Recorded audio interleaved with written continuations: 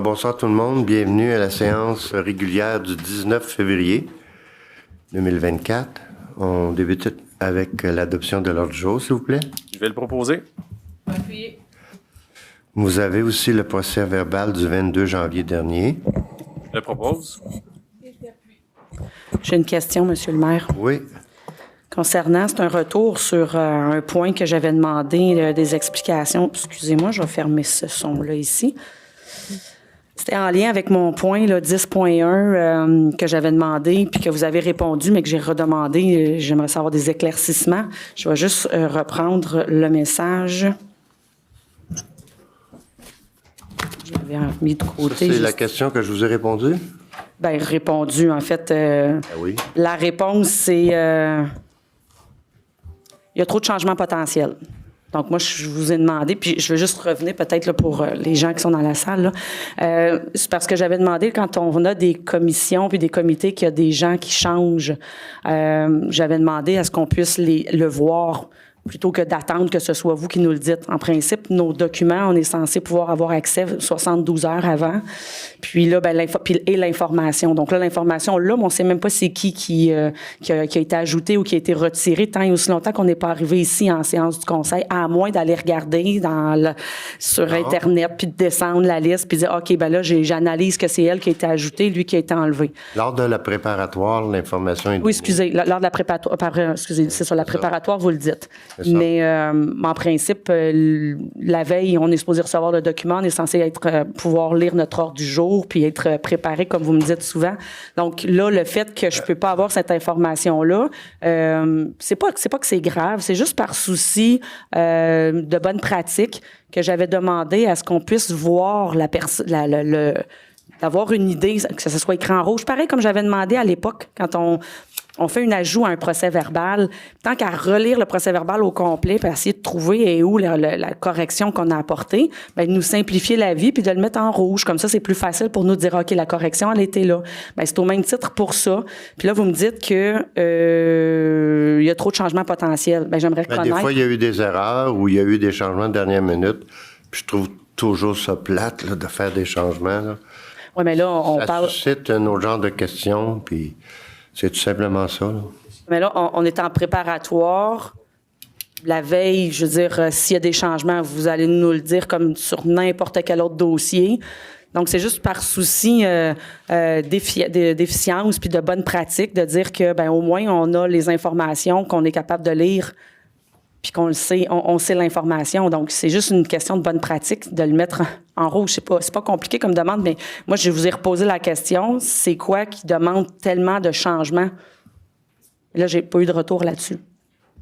Oui, mais c'est parce que moi, j'ai convenu que la réponse que je vous avais fournie, c'était ça la réponse. Là. Bien, ça, puis dire c'est non, c'est la même chose, là. Trop de changements potentiels, OK, mais c'est pas une réponse qui définit le pourquoi que je pourrais pas avoir accès à l'information. C'est tout. OK. Donc, la réponse demeure toujours non ou vous allez pouvoir... parce que moi, ça me dit rien. Il y a trop de changements potentiels. J'essaie de comprendre c'est quoi les changements potentiels versus un procès verbal. C'est déjà arrivé. Puis, je voulais garder ça spécifiquement pour la préparation du conseil, parce que là, je suis sûr des noms. Tout simplement ça. Il n'y a pas rien de malsain là-dedans. Là. Au même titre que les procès-verbaux, okay. Quand il y a des erreurs à la préparatoire, on les modifie. C'est la même chose pour ça. C'est une petite correction. C'est ça que je vous avais répondu. Ben oui. Merci. Donc, y a-t-il un proposeur à Pierre? Oui. Merci beaucoup. Madame Paula, dérogation mineure pour le 270 Arthur Sauvé. Oui, donc juste pour vous situer, on est à l'ancienne vitrerie Savard. Maintenant, c'est devenu un centre vétérinaire. Actuellement, il y a des travaux qui sont en train de se faire et puis la dérogation mineure serait de venir autoriser la hauteur plancher-plafond de 2,13 mètres au rez-de-chaussée sous la mezzanine, qu'est-ce que vous voyez encerclé, oui. En bas et en hauteur, et une hauteur plancher-plafond de 2,2 mètres sur la mezzanine. Actuellement, notre réglementation, l'article 5.2.4.2 du règlement 1675, autorise une hauteur de 2,40 mètres. Donc, la dérogation mineure vient finalement déroger à cette hauteur-là. Par contre, cette hauteur, elle est conforme là, selon le Code national du bâtiment. Donc, c'est juste de faire une demande de dérogation mineure, mais toujours, elle reste toujours conforme. OK, c'est des travaux de rénovation, d'amélioration qu'ils font? Exactement. Puis, ça va être une pièce qui va être aménagée là, pour les employés. Ah, OK. Parfait.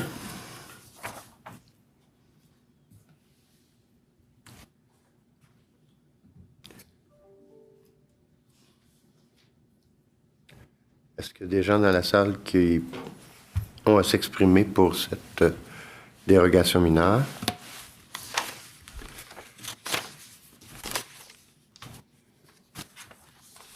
Ça va? Proposeur à Pierre, s'il vous plaît. On va faire la proposition. Et je vais l'appuyer.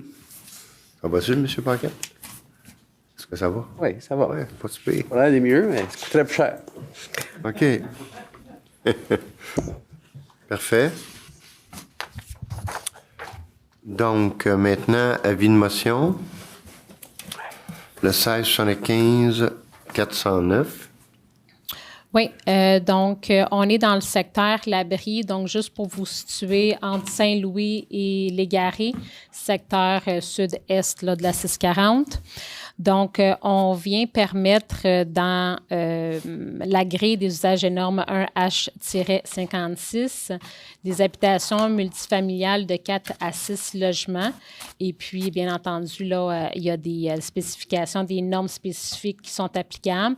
La hauteur est de 2 étages, qu'est-ce qu'il y a présentement aussi dans le secteur. Actuellement, la grille autorise des unifamiliales, du bifamilial, du trifamilial isolé et jumelé de 1 à 2 étages, mais on peut voir aussi d'autres types de gabarits qui se sont construits avant cette grille des usages et normes.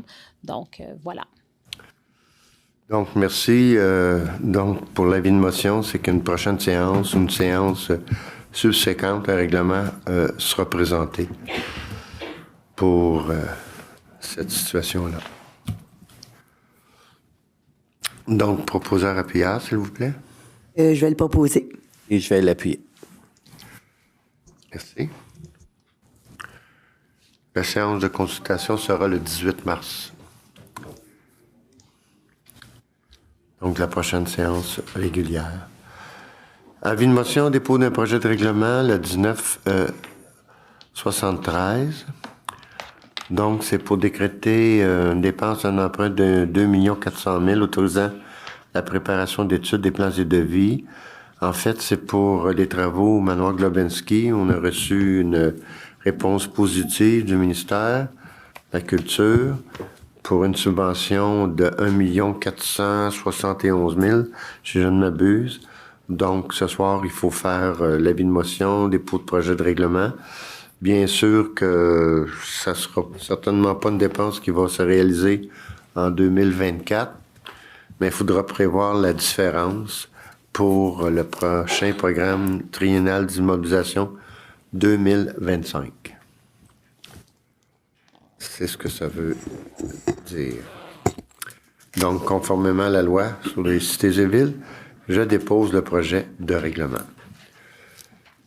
Point du maire, un seul point, mais en fait, peut-être qu'il y a des gens qui le savent. Un de nos anciens directeurs des travaux publics, M. Michel Filiatro, nous a quittés vendredi, il y a 15 jours.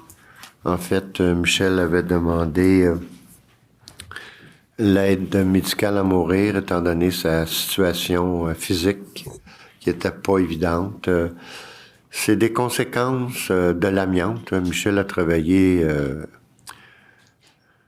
là-dedans un jour, en tout cas, a été en contact avec des produits à base d'amiante. Puis je savais pas ça, j'ai appris ça. Il m'expliquait que c'est une maladie qui se déclare entre 65 et 75 ans. Pas avant. Tu as pu avoir été en contact, mais pas rien. Bang, ça t'arrive dans ces années-là, c'est ce qu'il m'a expliqué. J'ai eu la chance d'aller le voir une couple de fois, surtout la veille de la journée qu'il avait décidé. Il tenait à ce que je salue les élus du conseil, l'administration ainsi que les employés, les employés bien sûr et les citoyens. Michel est quand même un exemple de gestionnaire où sa valeur était vraiment axée sur le service aux citoyens. C'était un monsieur qui pouvait brasser des choses des fois pour les faire différemment, pour arriver à un résultat, une solution pour régler un problème à un citoyen ou un problème de ville là, qui touchait son service. Il a vraiment donné de loyaux services à notre communauté, à notre ville. Alors c'est pour ça que je voulais prendre le temps de le mentionner. Je pense, si je me trompe pas, le service c'est chez Goyer le 9 mars, je crois, si je me trompe pas, dans la date. Alors, un grand merci à Michel pour ce qu'il a donné à la municipalité. On arrive à la période de questions, donc comme d'habitude, on s'identifie le nombre de questions et... Je m'excuse, monsieur le maire. Oui. Je m'excuse parce que je viens d'avoir la pensée, peut-être que dans un avenir proche ou moyennement proche, on pourrait penser à lui dédier une salle à son nom, au niveau peut-être des travaux publics ou quelque chose comme ça. Ça serait peut-être un fait marquant pour lui.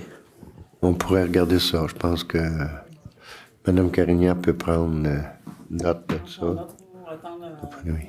habituellement, ce qu'on connaît, c'est qu'il y a des employés qui en font la demande. On a déjà connu cette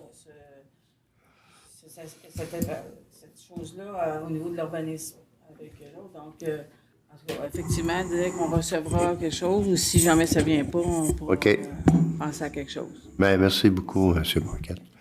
Donc, période de questions.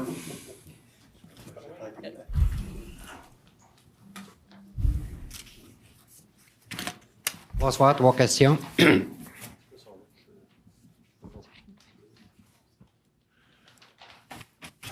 3 fois, M. Sorial.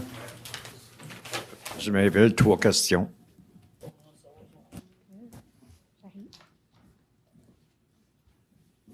Votre nom et le nom de la question. David Campion, j'imagine 2 questions. Je suis pas certain. Je m'excuse, le nom? David Campion. Vous disiez 2, monsieur? Parfait. Monsieur Sorial, première question.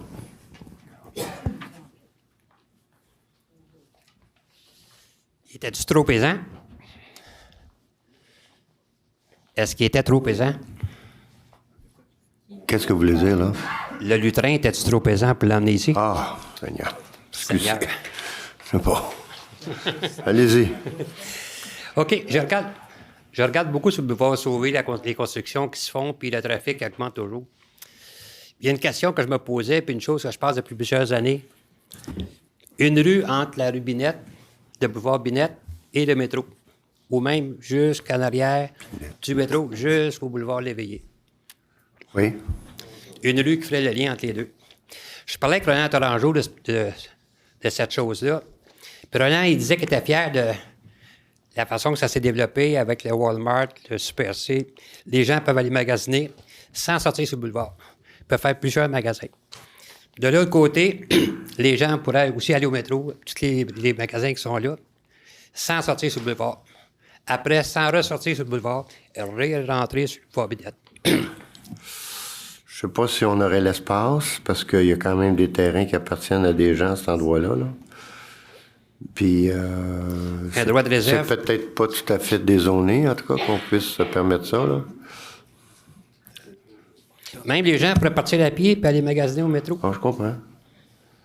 M. Bélanger, vous avez pris note? De l'autre côté, ça a été bien fait. Oui, on est en zone agricole, là, par contre, en tout cas. Zone agricole, où? Oui, oui, oui. Je parle au Super C, Walmart. Ça communique tout ensemble. Oui. Puis les gens peuvent aller Oh, magasiner. mais là, vous me parliez entre Binette et le métro, c'est de Oui. l'autre côté? Oui. Oui. OK. En tout cas, on est dans une zone agricole solide, là. Zone agricole. Oui. En arrière des commerces, là. C'est M. Bibot qui est là. Je vois pas de zone agricole là, moi, là. En arrière de la caisse, tout ça, là.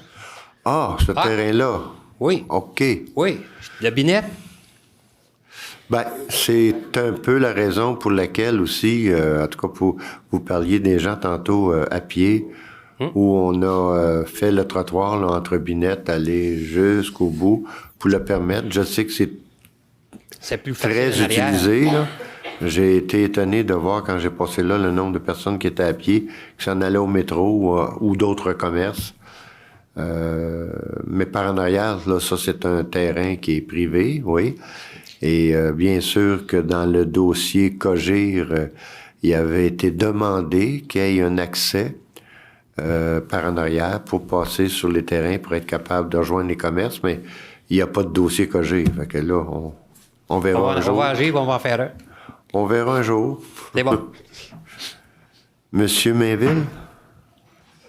Première question. Bonjour. Pour la rue du Bois, puis où est-ce qu'il y a le feu de circulation, quand je ne sais pas le nom de la rue, là, parce qu'il n'y a rien d'indiqué, ça fait 5 fois que je demande qu'il pose un nom. C'est la rue des Acolytes, non? En tout cas, ça fait 5 fois que j'appelle en bas. La rue des Acolytes. Notre conseiller, il n'y a rien qui a été fait là-dessus. Le nom n'a jamais été mis depuis 9 mois. Le feu de circulation, il est défectueux.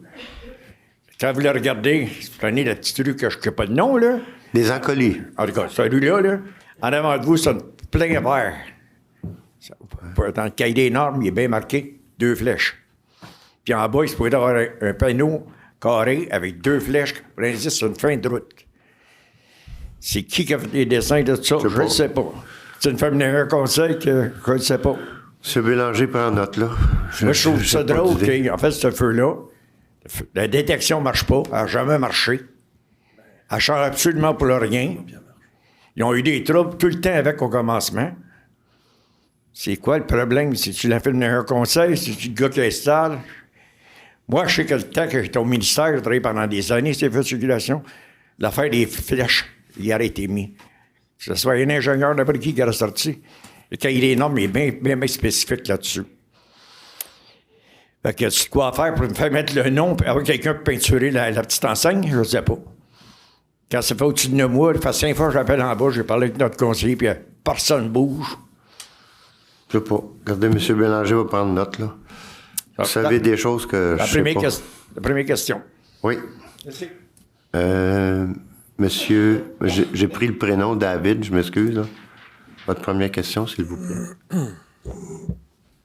C'est Campion. C'est comme champion. Campion? Oui, champion, pas d'âge. C'est ma première fois. Un champion, pas d'âge. Ouais, ouais, c'est une bonne façon de le dire. OK. OK. C'est ma première fois au conseil municipal, donc... Pas de problème. Allez-y, monsieur. Là. J'ai rencontré Mme Carignan-Lefebvre en décembre avec ma conjointe. On est sur la rue Lamanque, qui a un boisé qui donne à la ville de Deux-Montagnes, en arrière de chez nous. On a eu des problèmes avec Hydro-Québec. On voudrait demander si les terrains qui sont sur la ville de Saint-Eustache pourraient devenir un parc municipal. Il y a beaucoup d'enfants dans notre coin. Puis le développement, nous, ce qu'on s'était fait dire par la ville de Deux-Montagnes, parce qu'à chaque fois qu'on demande des informations sur ce qui va arriver sur ce terrain-là, c'est difficile d'avoir des informations. Il y a encore des études de sol. On s'était fait dire que la ville de Saint-Eustache était pour céder les terrains de Saint-Eustache à Deux-Montagnes. Il y a un projet, en fait, la ville de Deux-Montagnes nous a approchés. Ça fait quand même quelques années de ça. Un promoteur qui voulait faire un projet. Et puis, pour aider à la réussite du projet, oui, il y a une partie que la ville de Saint-Eustache aurait cédé à Deux-Montagnes pour la réalisation du projet. Mais on n'a pas eu d'autres nouvelles du tout à ce niveau-là. Je ne sais pas où ça en est avec la ville de Deux-Montagnes. Nous, on s'était fait dire que c'était pour déboucher, en fait, que c'était une question de jours à l'époque, avant les fêtes. Mme Carignan nous avait dit, à moins que je me trompe, là, que c'était tombé à l'eau, le projet. Donc, nous, on voudrait savoir si ces terrains-là, si les numéros de l'eau qui sont sur le terrain de Saint-Eustache pourraient être achetés par la ville pour faire un parc, pour bloquer premièrement cette rue-là, pour permettre la quiétude des voisins de ce point de vue-là. Il y a beaucoup d'enfants dans le coin aussi. Ce que vous voulez dire, c'est que vous ne voudriez pas qu'il y ait accès à ce projet-là. c'est ça? Ben, en fait, le but serait de garder les arbres. En arrière de chez nous, on aurait voulu déposer, mais c'est la ville de Deux-Montagnes, donc on n'a aucune manière de... Il y a des terrains qui vont être protégés. Là. Il y a des arbres de 60, 75 ans qui ont été coupés malheureusement par Hydro-Québec. On voudrait sauver une partie de ces arbres-là. Puis les terrains de Saint-Eustache, sachant les aspects environnementaux qui ont été développés par la ville, on trouvait que c'est une bonne idée. Puis, ben oui, effectivement, ça pourrait aider pour le voisinage. Il y a beaucoup d'enfants. Donc, l'aspect du parc était une idée. Je ne sais pas c'est quoi le processus. J'ai appelé à la ville aujourd'hui. On m'a dit de passer par là. C'est sûr, premièrement, hein, pour pouvoir faire un parc, un espace vert, peu importe comment on peut l'appeler, il faut qu'il soit à nous. Première étape. Deuxième étape, est-ce que le propriétaire à cet endroit-là voudrait nous le vendre? Je ne sais pas. Est-ce que ça exigerait une expropriation? Peut-être, je ne sais pas. Moi, votre question est pertinente. Ce que je vais vous dire, M. Campion, la dame qui est allée vous voir tantôt avec le micro, laissez vos coordonnées de façon personnalisée pour qu'on ait un numéro ou quelque chose communiqué avec vous. Monsieur le directeur général, on va voir avec ce dossier-là pour être capable de vous revenir. On va probablement avoir des vérifications à faire auprès de la ville de Deux-Montagnes, à savoir, coudonc, le promoteur qui voulait développer ça, ce qu'il fait, ce qu'il ne le fait pas. On va avoir ces choses-là à vérifier avant. Ça ne veut pas dire qu'on va vous appeler demain matin, mais mettons dans les prochaines semaines, là, tenter de vous donner le plus de nouvelles. Monsieur le maire, si vous permettez, dans les derniers mois, on a eu effectivement écho qu'il y avait un gros projet qui s'en venait là. Oui. Sauf que effectivement, le projet est tombé à l'eau. Il est mort de sa belle mort. Et donc, j'ai eu l'information au niveau d'un conseiller municipal de Deux-Montagnes. Donc, le projet n'aura pas lieu. Ça ne veut pas dire qu'il n'y en aura peut-être pas d'autres, mais là, ce projet-là qui était prévu. Et c'est ce que j'avais dit d'une journée de tempête quand on s'est rencontrés en décembre, je pense, que effectivement le projet n'aurait pas lieu. Les questions m'avaient posées, c'est effectivement de savoir si on pourrait faire un parc, là, mais les deux terrains qui sont là, j'ai même le nom du propriétaire qui a deux terrains. Fait qu'effectivement, ça amènerait à une expropriation, donc ça va peut-être avancer vos informations. C'est les informations moi que j'ai eues là, suite à votre questionnement. Donc, il y a un propriétaire qui détient ces deux terrains-là. Il y a probablement, je dis probablement, un angle juridique là-dedans, dans le sens que, bon, tout de suite au bout de la rue, c'est Deux-Montagnes. Donc, c'est limitrophe. Acheter le terrain, l'exproprier, peu importe, pour bloquer un accès possible, ça, c'est à vérifier. Parce que c'est pas nécessairement réel de bloquer un accès possible à une ville qui est à côté de nous autres. Bien, ils ont accès à partir de la 7e avenue. Le problème du projet, derrière moi, ça va faire 15 ans qu'on est dans ce coin-là. OK. Puis, on dit toujours qu'il va y avoir un projet, ça débouche jamais. Les gens de la 7e à Deux-Montagnes ils en ont par-dessus la tête. OK. Moi, j'ai fait une demande d'accès à l'information à Deux-Montagnes. Ça a pris quelques mois à avoir l'information. Ils ont dépassé leur délai. J'ai écrit à Mme Carignan. J'ai pas eu de réponse, malheureusement, par email. Ça fait un mois. Justement pour voir qu'est-ce qu'on pouvait faire. Parce que on vérifie le tout avec la ville. Puis si c'est vrai que le projet est mort de sa belle mort, on verra qu'est-ce qui est possible de faire. Mais si nous décidions de faire quelque chose à cet endroit-là, on aviserait la municipalité de Deux-Montagnes. On n'agira pas là, d'une façon sauvage, dire gars, c'est fini, toi tu peux pas passer.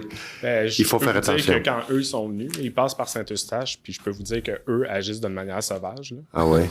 Les contracteurs, les seules personnes qui ont eu de l'allure, c'est Hydro-Québec quand ils sont passés sur le terrain, parce qu'on a pu aller leur poser des questions. Mais les autres passent tout le temps par Saint-Eustache. Je veux dire, le projet se construit à Deux-Montagnes. Mon but, c'est pas de faire des problèmes avec la ville de Deux-Montagnes. Mais on vérifie le tout. OK. Je viendrai avoir des nouvelles de... En fait, M. Bélanger, il va peut-être, je ne sais pas qui il va mettre sur le dossier ou il va charger de le suivre lui-même. M. Bélanger, le directeur général à la ville, s'assurer qu'il y ait une communication avec vous, mais on va aller chercher tous les renseignements avant. OK. Merci. L'information que j'aurais pu vous dire aussi, c'est que dans le projet qui était supposé avoir lieu, la sortie était pas sur la rue Lamarque et la rue. Elle était vraiment sur la 7e avenue de Montagne. Ça aussi, j'avais eu cette information-là. Excellent. Si vous voulez les plans du projet, j'ai dit. Oui. OK. Merci beaucoup. Monsieur Soriol, deuxième question. Oui, j'ai appris par un fonctionnaire au provincial que la sortie de la 640 va se faire finalement. Pour tomber sur du bois. Ah, vous êtes chanceux. Oui. Ben, ça va se faire ou non? C'est mélangé. Là, on est très heureux, là. Oui. Mais est-ce que j'ai pas. On attend la réponse. Mais j'ai été déçu d'apprendre que c'est la ville qui va tout payer sauf l'asphaltage. Oh, oui. Ah. Regardez. On les prend on est parti d'un projet, là, peut-être M. Bélanger pour apporter la précision. Je me souviens plus combien de millions, c'était incroyable ce que le ministère nous disait. Et oui, on est rendu à l'époque que quand ces dossiers-là, on veut les faire avancer, il faut qu'on paie notre partie à nous. C'est partout pareil. Notre partie. À Mirabel, c'est comme ça. À Terrebonne, ils ont réglé des entrées, des sorties. Ça leur a coûté des dizaines de millions. Écoutez, vous avez juste à prendre là, le carrefour Boisbriand, quand tout a été démantelé, etc. Combien vous pensez que ça coûtait à Boisbriand? Ah, c'est bon. C'est dans le 20... Ben des millions. Ah, c'est dans le 20 quelques millions passés. Fait que c'est sûr qu'on essaie, nous, puis M. Bélanger le sait très bien. J'ai demandé aux députés de nous aider là-dedans, parce que moi, je considère que le 140 n'est pas à la ville. Non. Ni l'entrée, ni les sorties. C'est beaucoup Mirabel qui a fait que ça, là. Mirabel ont réglé un dossier là, l'an passé, ça leur a coûté 8 millions. C'est pas le ministère. Oui, à part de l'asphalte. Oui, le ministère a fait l'asphalte, mais les autres, ils ont payé le reste. M. Charon, il y a plusieurs années, oui. J'ai déposé des plans au ministère de cette sortie-là. Oui. Puis le ministère, moi, je faisais une sortie qui allait sur la 640. M. Bélanger, je pense qu'il est au courant. Mais les ministères, les ingénieurs m'ont dit qu'il faut traverser la rivière Chico avec des tuyaux. Est-ce que c'est encore le cas? Ben nous, en tout cas, l'étude qu'on a faite, je pense qu'on contournait ça, M. Bélanger. Oui, c'est ça. Effectivement, nous, là, on est en étude présentement avec une firme d'ingénieurs qui est spécialisée là-dedans et on essaie de convaincre. Là, vous me dites qu'ils seraient d'accord avec ça. Nous, ce qu'on se fait dire, c'est qu'ils sont en analyse de notre projet. Je vous confirme que le carrefour 640-25e, c'est le carrefour le plus problématique de la ville. Puis, on a des réserves financières, puis s'il faut mettre des sous pour régler la problématique, on est là. On est réellement là. Parce que le ministère, présentement, eux autres font des investissements au niveau du transport en commun, puis toutes ces modifications-là, ils sont pas présents là-dedans. Fait que ce que M. le maire disait un petit peu plus tôt, c'est que la plupart des villes, Blainville, Mirabel, Boisbriand, Mascouche, Terrebonne, ben effectivement, nous, ce qu'on fait, c'est qu'on embarque financièrement dans un projet de même pour régler une situation, parce que sinon, on va en parler encore dans Là, M. Bélanger, vous me parlez du carrefour. Moi, je vous parle juste de la débarcation, parce que le carrefour, c'est du moyen terme. Oui, mais la première étape au carrefour, c'est la modification de la sortie. Ouais. Mais moi, on m'avait dit dans le temps, quand j'avais déposé le plan, le ministère m'avait dit qu'il fallait mettre des tuyaux. La question que je vous pose, est-ce que la ville s'enligne pour mettre des tuyaux dans les Chico puis aller plus loin sur la 640? Bon, les tuyaux, ça n'a pas de lien avec la sortie d'autoroute. Oui. Non. Oui. Bien, ce qu'il me disait, l'ingénieur, c'est qu'on ne pouvait pas débarquer carrément de même. Il fallait débarquer plus loin, plus de long, mettre des tuyaux dans la rivière, puis débarquer plus à l'est. Bon, nous, on essaie de les convaincre présentement là, avec de la géométrie de construction qu'on n'aurait pas besoin de traverser le cours d'eau. Mais les tuyaux, là, il n'y a pas de tuyaux dans nos projets, là. Nous, ça veut dire que vous feriez un plan un petit peu comme je l'avais dit. C'est un petit peu plus serré. Plus serré. C'est ça. OK. Puis vous me confirmez ça, c'est pas bien grave, mais c'est la ville paye au complet, sauf l'asphaltage. Oui, mais la beauté, je peux ainsi dire, d'en payer au complet, c'est pas des sous qui proviennent des taxes des citoyens. Ce sont vraiment des bons coups qu'on a faits là, dans les ventes de terrain. Je sais bien, vous pouvez me dire, bon, ça ne servait pas à ça, pourrait servir à d'autres choses. Mais au moins, comme le dit le directeur général, c'est un problème qu'on veut régler. Aucun sou sur le compte de taxes va être chargé aux citoyens. Puis on va arriver à un résultat. On est là avec le ministère. C'est parce que dans le temps, là, moi, j'avais regardé comme ça. Là. Mais il y a beaucoup de trafic sur la 640 entre la 13 et la 25. Ben oui. Là, je me disais, si on traversait la rivière, on pourrait aller plus loin, puis on désengagerait un peu la 640. Puis là, faire participer plus le ministère aux travaux. Si on va plus loin, puis on soulage la 640, bien à ce moment-là, on peut demander au ministère de participer. En tout cas, oui. On travaille fort, là. Mais on travaille même un autre dossier par rapport à l'autoroute 13. Je parle pas de la poursuite, mais une façon d'organiser les entrées et les sorties. J'ai eu la semaine passée, là, avec la vice-première ministre, une rencontre avec M. Bélanger pour aider ce dossier-là aussi. Parce que là justement, la 13, quand ça débarque, là, si ça viendrait pogner au bout du bois, là, bien là, ça c'est exactement ça qu'on regarde. Bien maudit. Ah oui, on l'a présenté à la ministre des Transports, en fait, qui est la vice-première ministre, jeudi passé. On s'occupe de nos affaires. Merci. J'espère. OK. En passant, M. Bélanger, la lumière au Montezemane, 2 ans. Pardon? La lumière au coin de Montezemane, ça fait 2 ans. Un 13 janvier 2022. OK, merci. Vous vous en souvenez? Le mois passé, on a parlé 5 ans, la lumière. C'est ça, Yol, vous aurez plus de troisième question. Non, là. c'est la même. OK. Non, pas la même, pas en tout. Monsieur Mainville. Oui, encore pour la rue du Bois, les lampadaires qui ont été posés, là, Fantastique. dans une zone de 50 km/h, est-ce qu'ils respectent la norme? En plus de ça, les lampadaires n'ont aucune base friable dessus. C'est impossible de mettre des glissières de sécurité. Ça regarde drôle. Après ça, les lampadaires, je pense que la ville sont fait un peu jouer. Je ne sais pas comment ça se fait qu'un gars peut vendre des poteaux, mettre des porte-drapeaux, un en haut, un en bas, comme qu'ils font partout, mettre une banderole, mais avec une lumière dans le centre. C'est quoi le problème? Je ne sais pas si vous avez remarqué. Il y a une lumière de la piste cyclable qui est à côté. Oui, comme ça, oui. C'est ça. Mais elle est en plein centre des deux. Elle est en plein centre des deux. Le bateau qu'ils ont posé, qui a coûté une fortune à la ville pour faire ça, poser ça, parce qu'ils ont payé pour le gars qui a vendu ça. C'est quoi le problème? Comment ça se fait qu'ils ont pu mettre 2 poteaux pour faire tenir un mât dans le centre avec un luminaire qui se peut l'éclairer? C'est parce qu'ils veulent mettre un mât. Je sais pas, le drapeau, chaque bord pour l'éclairer le drapeau le soir, je sais pas.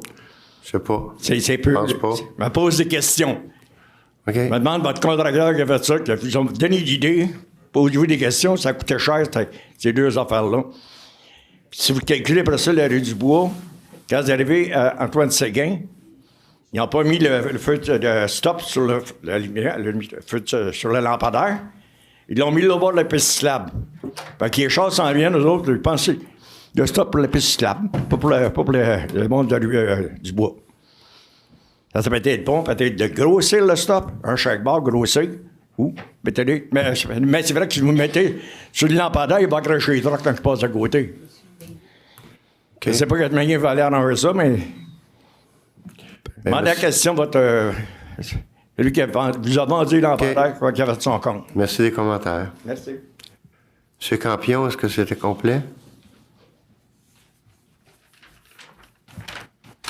Je voulais savoir la possibilité de mettre une lumière au coin de Saint-Eustache et P12. C'est un coin qui est... Feu de circulation? Oui, un feu de circulation. Eh, monsieur. C'est vraiment dangereux, ce coin-là. Moi, je me suis fait frapper il y a 12 ans, puis quand on passe en bicycle, c'est extrêmement dangereux. Là. Il n'y a personne qui fait le stop, ou à peu près. Quand on arrive, puis avec le REM, j'imagine que ça va être encore pire, donc je voulais voir avec vous la possibilité. Oui, c'est sûr qu'avec le REM, parce que là, étant donné que le train n'était plus en fonction, c'est un achalandage différent. Avec le REM, faut voir qu'est-ce que ça va donner. Le maire de Deux-Montagnes m'en a même parlé parce que je présume que même de ses citoyens qui lui en parlent, qui passent là. On va voir. Le REM devrait être en fonction au début d'année 2025. On va essayer d'identifier qu'est-ce qui se passe là. Il y a les circuits d'autobus aussi qui sont changés. Pour un rabattement au REM. C'est tout ça qu'il va falloir analyser, qu'est-ce qu'on fait. Bon, l'espace qu'on a au coin de Saint-Eustache, c'est... scolaires aussi. Oui. Saint-Eustache et P12, l'espace qu'on a, l'idéal, c'est sûr que ça aurait été d'avoir des petits CD là, dans les coins, mais ça coûterait très cher parce qu'il faut exproprier des résidences, donner l'espace. Tant qu'au feu de circulation, peut-être que c'est une avenue, plus que d'exproprier puis avoir des CD. Mais c'est une chose qu'on va regarder, c'est clair. Comme je vous dis, le maire de Deux-Montagnes m'en a parlé, puis... Ça fait que les cyclistes veulent pas prendre la piste cyclable. Ouais. Ça passe dans les rues alentours, ce qui n'est pas nécessairement mieux. La piste cyclable est là pour ça. La piste cyclable est là pour ça, définitivement. Ça va. On a ça à l'esprit. Donc, il y a un suivi qui se fait. Il faut voir l'impact du REM. Il faut analyser les moments dans la journée où c'est plus intense. Qu'est-ce qui serait le plus adéquat? Tout simplement.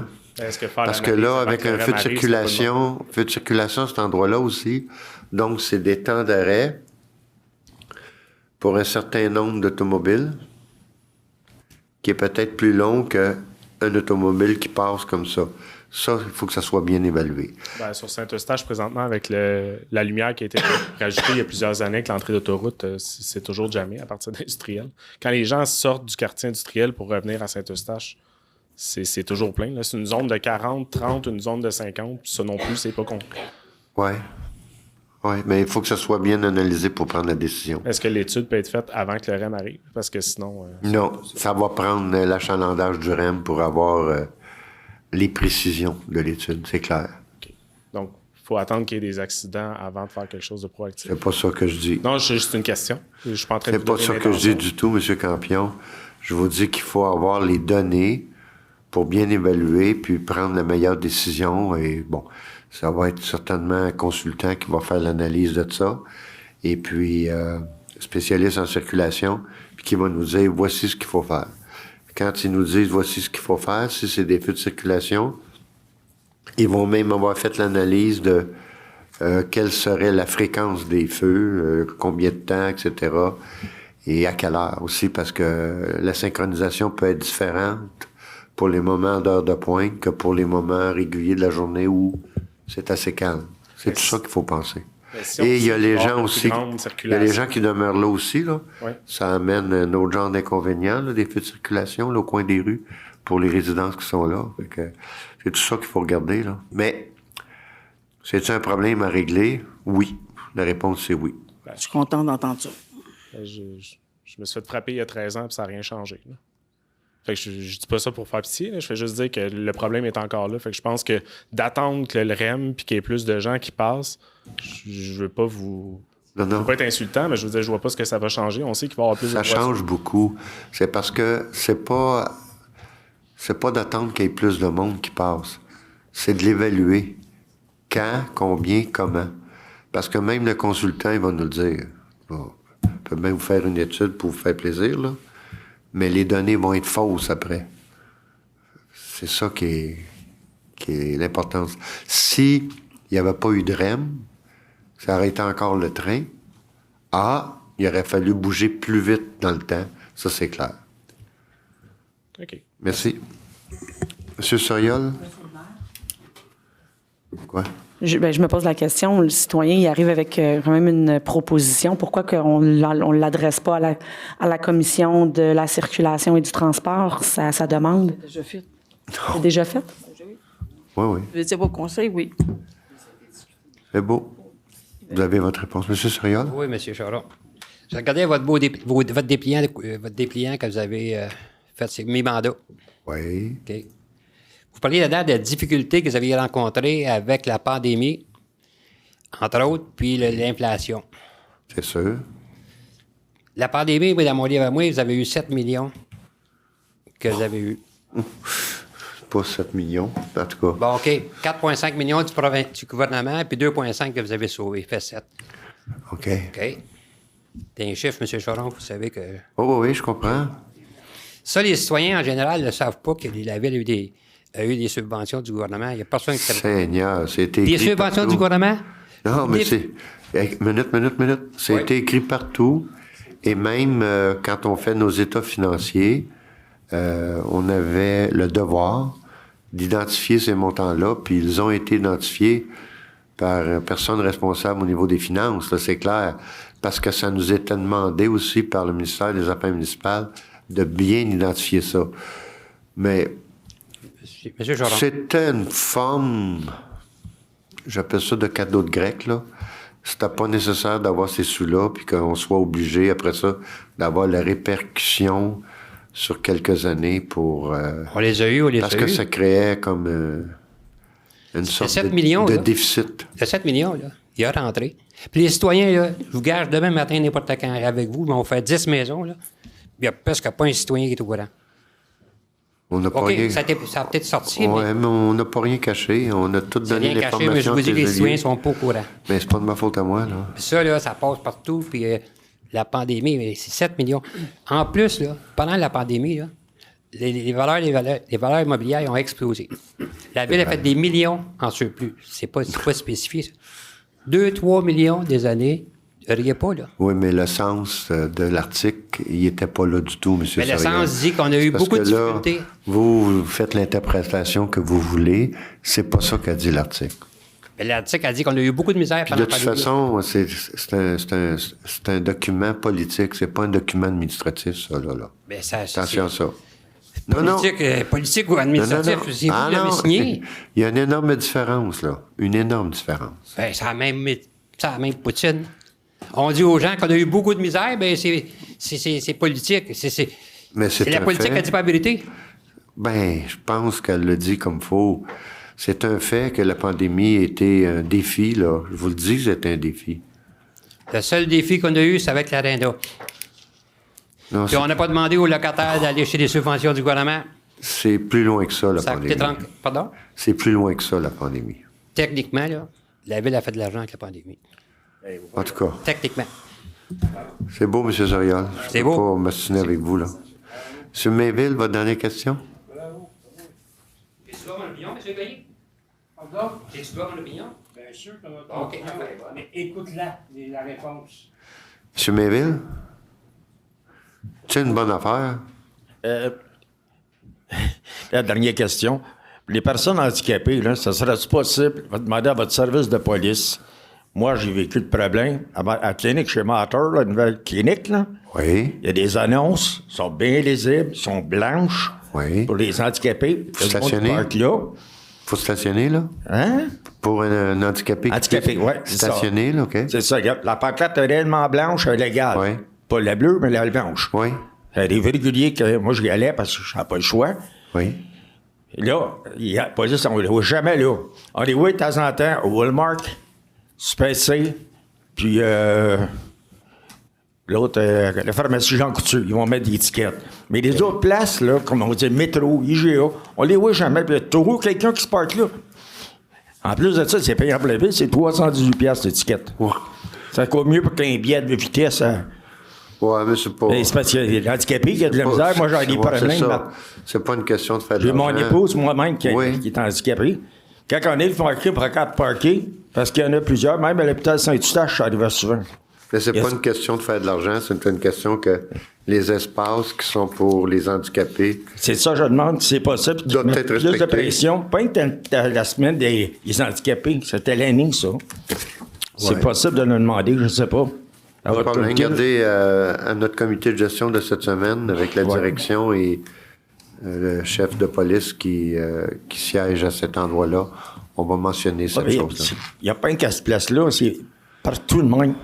Ouais. C'est au moins qui passe une temps en temps, là, qui peut-être leur faire une petite leçon.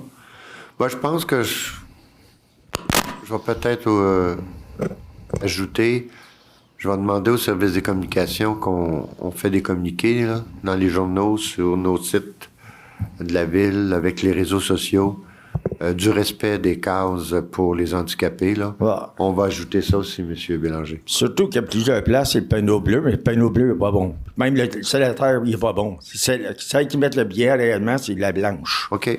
Monsieur le maire, j'ai déjà eu un beau slogan. La veux-tu, ma place?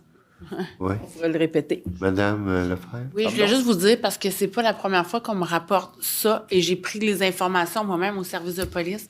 Puis pour que la service de police de notre ville intervienne sur des terrains commerciaux, ça prend des ententes entre le service de police et les gestionnaires du terrain ou de l'endroit où... Parce que j'ai eu le même problème aussi à la clinique, au cinéma, tout ça.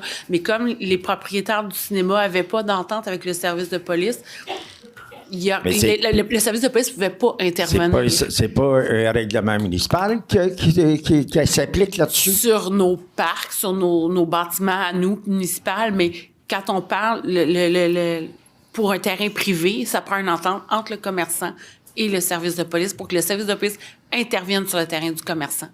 Mais ça, le citoyen ne sait pas. Allez. C'est ça qui arrive, là. N'importe qui peut arriver et dire « Oui, parquez là ». C'est comme les stops dans les stationnements. On n'est pas obligé de les faire. La police n'a pas le droit de faire des skates dans les stationnements. Sauf s'il y a une entente. C'est ça. Là-dessus, je ne sais pas. Pour clore le dossier, on va tout vérifier ça, M. Maire. On va mettre un peu plus de pression pour les aviser. Okay. S'ils ne peuvent pas faire le skate, au moins essayer de pogner la personne. Oui, OK. Merci. Bon, maintenant, aux affaires nouvelles des conseillers, conseillères. District de la Seigneurie, compteur d'eau. Madame Mathioli. Merci. Avant de commencer, j'aimerais juste comprendre pourquoi je suis toujours la première depuis le mois de novembre. Je sais pas. C'est comme bizarre. Avant, on avait une rotation. Puis là, depuis le mois de novembre, je dirais même en octobre, j'étais la deuxième. Oui, mais depuis le mois de novembre que je suis la première. Okay. Pas que ça me dérange pas parce que les citoyens sont encore là. Donc, mon premier point, c'était les compteurs d'eau. Je vais lire parce que je veux pas échapper ce que j'ai écrit puis de petits mots.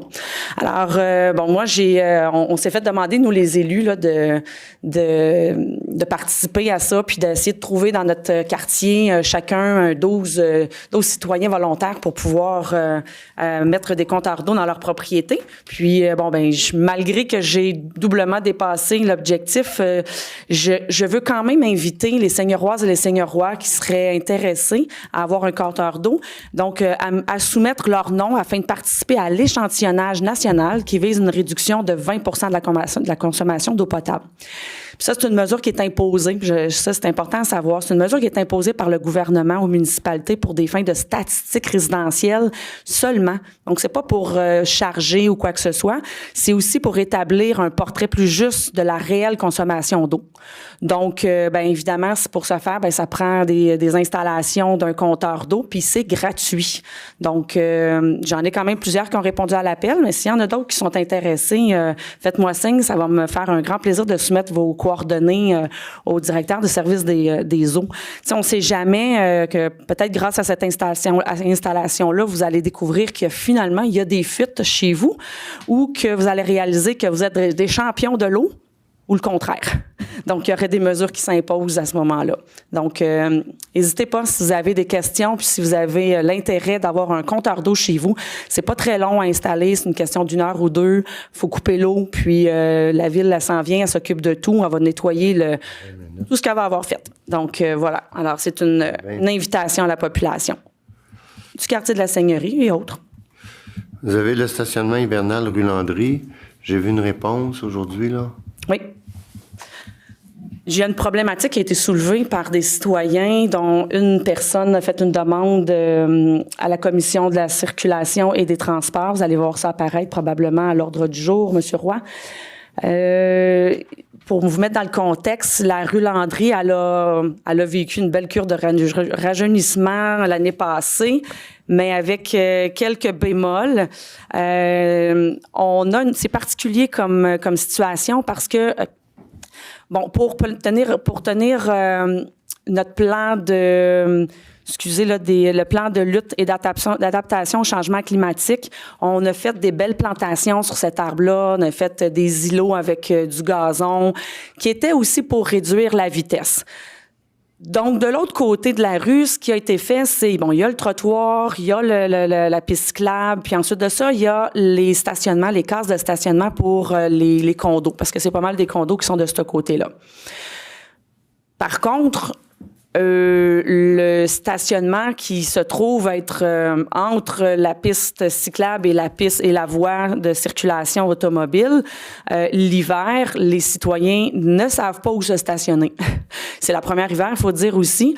Donc, les citoyens, il y en a qui se stationnent dans la piste cyclable, il y en a qui se stationnent dans leur case, puis il y en a qui se stationnent en double, un à côté de l'autre, sur cette rue-là.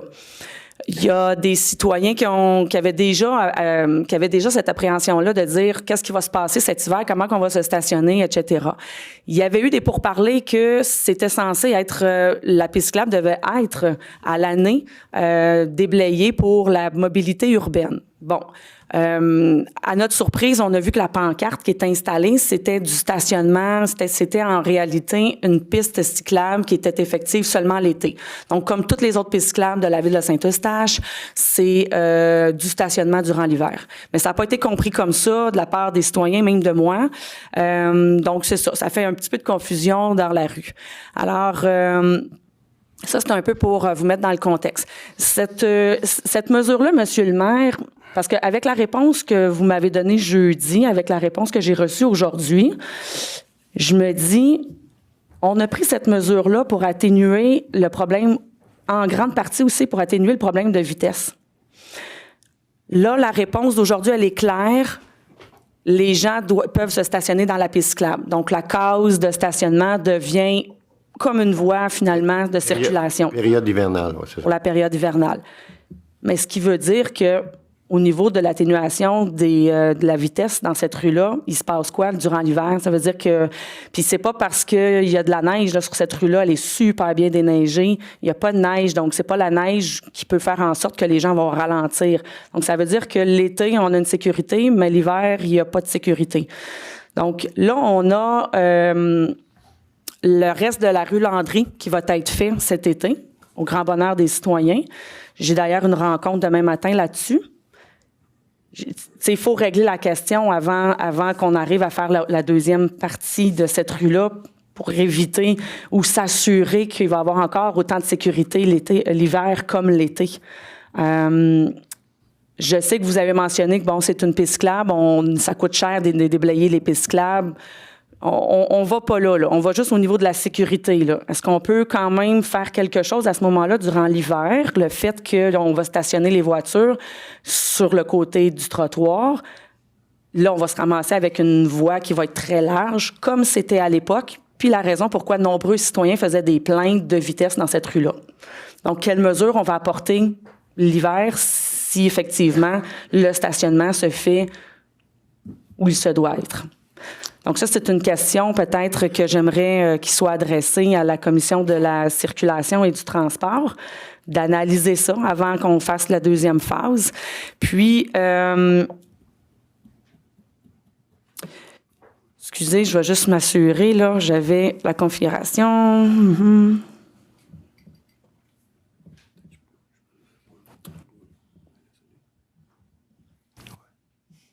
Excusez. J'avais d'ailleurs proposé plusieurs autres solutions qui n'ont pas été retenues parce que justement, on m'avait expliqué que la voie, elle était rétrécie. Donc, au niveau d'afficheurs de vitesse, au niveau de balises dans le centre, puis des choses comme ça. Bon, je sais que l'hiver, on n'en installe pas des balises, mais on m'avait dit que si ça créait... Il y avait encore la même problématique, que peut-être l'afficheur de vitesse serait analysé. Donc, peut-être regarder à ce moment-là si ça peut être le cas. Durant l'hiver, du moins que ça pourrait peut-être faire une différence parce que là, c'est comme si on n'avait pas fait de mesure finalement.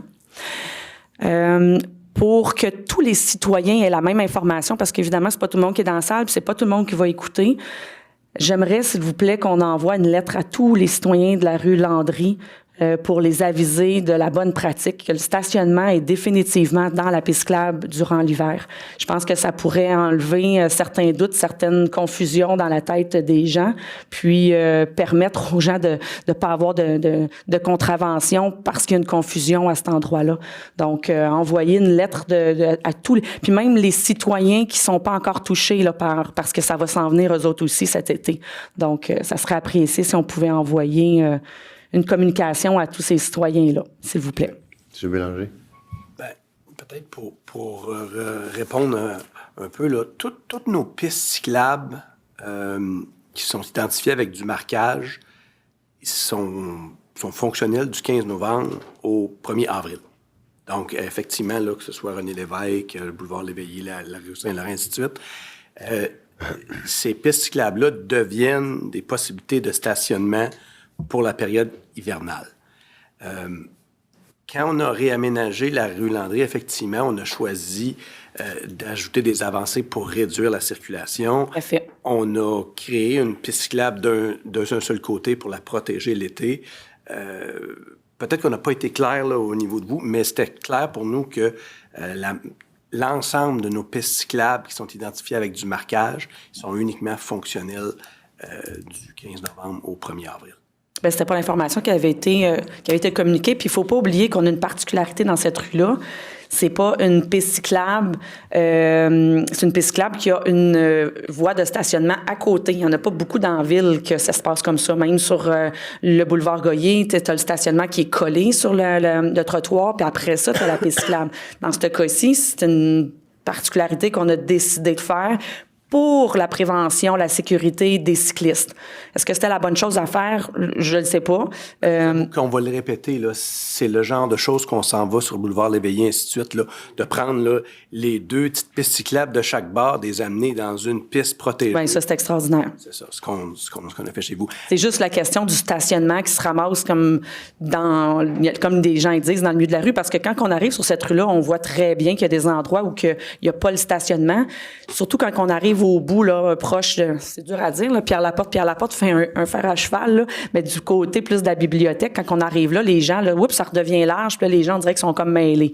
Mais l'été, il y a des bollards. Moi, j'avais demandé ce qu'on mette des bollards, justement, pour éviter que les gens, ils savent pas où s'en aller, tu sais. On peut écrire aux citoyens, là. Ça serait apprécié, ça serait vraiment apprécié. Puis, en lien avec notre plan de mobilité urbaine, là, d'ailleurs, qui a été proposé par l'administration et adopté par le conseil, dont moi-même aussi je fais partie.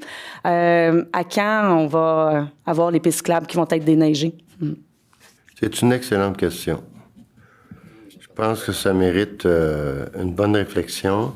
Dans notre plan, d'ailleurs... Saint-Eustache n'est quand même pas à Montréal, mais il y a peut-être certaines pistes qui pourraient être un début. Le coût, c'est sûr qu'il y a un coût, là. Il y a certaines pistes qu'on peut les appeler des pistes cyclables, mais pistes multifonctionnelles, qui sont pas juste pour cyclistes. C'est peut-être des premiers endroits qui seraient à prioriser. Mais oui, c'est quelque chose dans le futur qu'il faut voir, qu'il soit analysé, puis le conseil prendra la décision. C'est ce que j'allais dire. Je pense qu'on peut tout de suite identifier certains endroits. On a une citoyenne qui est venue, je pense, l'année passée, justement, parler de la piste cyclable que monsieur parlait tantôt, là, sur P12, elle demandait que ce soit dégagé. Donc, il y a des endroits stratégiques dans la ville qu'effectivement, je pense qu'on pourrait identifier. Donc, P12, exemple, si on fait notre bar dans Saint-Eustache, quand on arrive à Deux-Montagnes, là, il faudrait que Deux-Montagnes fasse sa partie parce que ça sera pas logique, tu sais. C'est des choses qu'il faut discuter. En tant que préfet de la MRC de Deux-Montagnes, je suis sûr que vous pouvez... Préfet de la MRC, mais je suis pas le maire de Deux-Montagnes. Non, mais vous avez quand même... Vous pouvez proposer des choses pour une meilleure... On peut discuter. Un meilleur lien cyclable, d'ailleurs. OK, merci. Le dernier point, le défi château, là, l'Association des citoyens du quartier de la Seigneurie. On a eu de la neige en fin de semaine. Disons que on se demandait si on allait faire un château de neige ou un château de sable en fin de semaine. Donc, je vous invite, puis c'est pas juste les Seigneuroises et les Seigneurois, toute la population de Saint-Eustache, de venir vous amuser, de jouer dehors en famille, entre amis, puis pourquoi pas avec vos voisins, de venir créer un beau château de neige. Donc, c'est une co-construction avec tous les gens. On vous invite à apporter pelle, chaudière, vos gourdes ou vos thermos parce qu'on va avoir du chocolat chaud puis des petites grignotines. Ou tout autre objet là, qui pourrait être utile pour faire un beau château de neige. Bon, c'est sûr que le colorant, ça fait 2 ans qu'on l'utilise, puis on ressort de là tout beurré. Donc, peut-être on peut laisser faire cette année le colorant. Mais du moins, on vous invite à venir. On espère qu'il va faire beau, là, que le soleil est commandé. Puis, on aimerait ça avoir encore un petit peu de... neige. Fait que commandez ça pour nous autres aussi, un peu de neige. Là. De la neige collante. ça serait l'idéal. Donc, voilà. Merci, M. le maire. Il est parti. Oui, je vais prendre le relais en tant que mairesse suppléante. Je vais juste terminer. Puis, je vais aussi mentionner comme quoi on a fait un nouveau conseil d'administration. Je l'avais déjà mentionné, mais le nouvel exécutif, je vais juste le nommer. Donc, trésorière Marie-Ève Fournel, secrétaire Karine Blais, vice-président Guy Gagnon et notre nouvelle présidente qu'on n'avait pas l'année passée de président, c'est Mme Chloé de Gagné. C'est-tu dans le point défi Château de Neige, ça? C'était dans le point Association des citoyens du quartier de la Seigneurie. Ah, d'accord. Bien, merci beaucoup. Merci. On passe maintenant à 7.2, conseiller district des îles, M. Tessier, le 7.2.1, suivi du 600 mètres de la carrière. Oui. C'est une question que je voulais adresser plus au maire, mais on en a parlé jeudi. Donc, c'était le suivi du 100 mètres de la carrière. M. le maire nous a précisé qu'il y aurait probablement un droit acquis que les gens... la réglementation va suivre au cours de l'année. Oui, c'est encore un sujet en discussion que M. Charon disait. Avec la MRC. Oui, tout à fait. Donc, voilà, M. le maire est de retour. Vous allez pouvoir continuer, M. le maire, avec le 7.2.2. Ah! Ah! Si tu fais voler son genre? Non, je dois avoir accroché, là. OK. La manette. Ah oui. Ben, je vous retourne le relais, M. le maire. On est rendu à 7.2.2. Remerciements de la part du conseiller du district des îles. Allez-y, M. Tessier. Oui, M. le maire, c'est pour remercier le comité de circulation, mes collègues qui siègent sur le comité, et vous-même, M. le maire, pour avoir intervenu parce que il y avait eu un petit oubli par rapport à l'arrêt au coin de Grande-Côte et 63e Avenue. Comme on dit, il fait la job, il fait son travail. Si quelqu'un ne le voit pas, il le verra jamais. Je suis d'accord. Et vraiment, honnêtement, là, même je pense que ça devrait être un exemple pour certains arrêts dans la ville. Vraiment un beau travail. Fait que je voulais vous remercier, M. le maire, et mes collègues du comité de circulation, M. Roy et M. Goyer. C'est bien gentil. Ensuite, vous voulez parler de l'Association des citoyens du quartier, Pour l'organisation de la Fête des Neiges. Effectivement, M. le maire, remercier. M. Lebeau est ici. C'est la deuxième année de suite qu'ils font. C'est un petit peu retour du futur ou du passé, vraiment. Mais là, peut-être dans les années 80, 90, il y avait une Fête des Neiges dans le quartier. Et là, ils ont ressusciter un peu l'activité et ça renforce l'esprit d'appartenance quand il y a des activités dans un quartier avec les citoyens et aussi, comment on pourrait dire, les gens se connaissent, se côtoient mieux. Donc, ça l'aide aussi à une certaine sécurité dans le quartier parce que les gens se connaissent mieux, connaissent plus.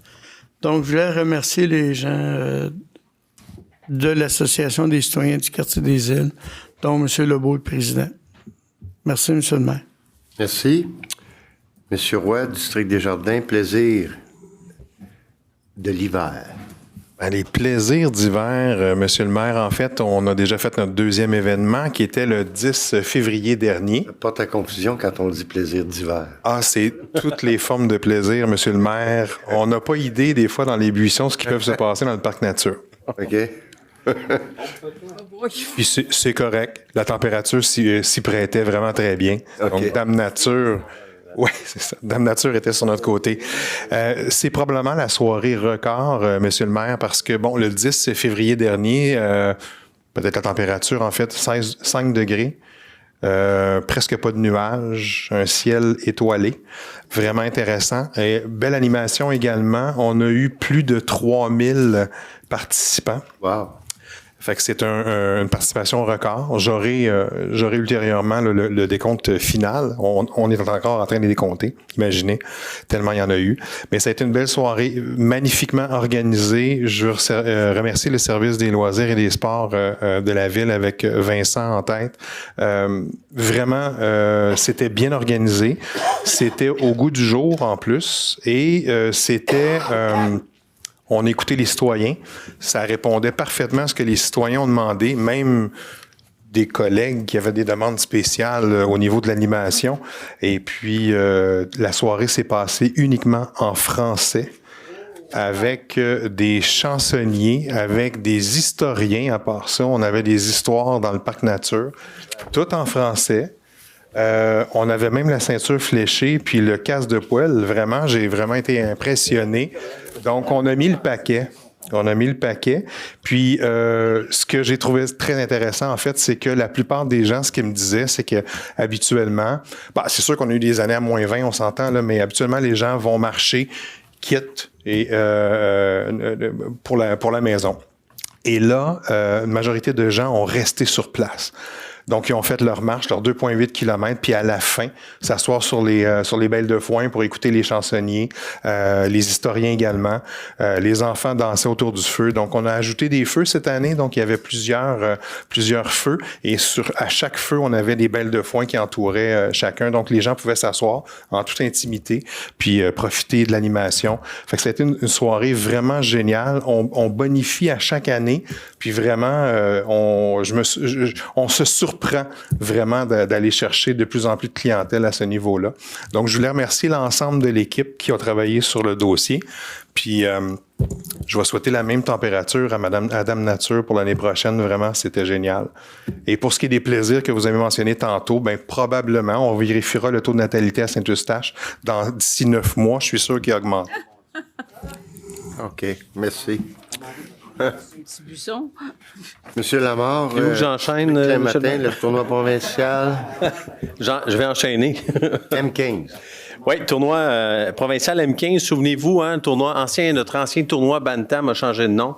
Donc, c'est maintenant le tournoi M15. Je voulais absolument le mentionner. Puis, surtout, souligner des bénévoles, des nouveaux bénévoles qui se sont impliqués cette année. Donc, on a beaucoup de bénévoles qui se sont impliqués, des commanditaires.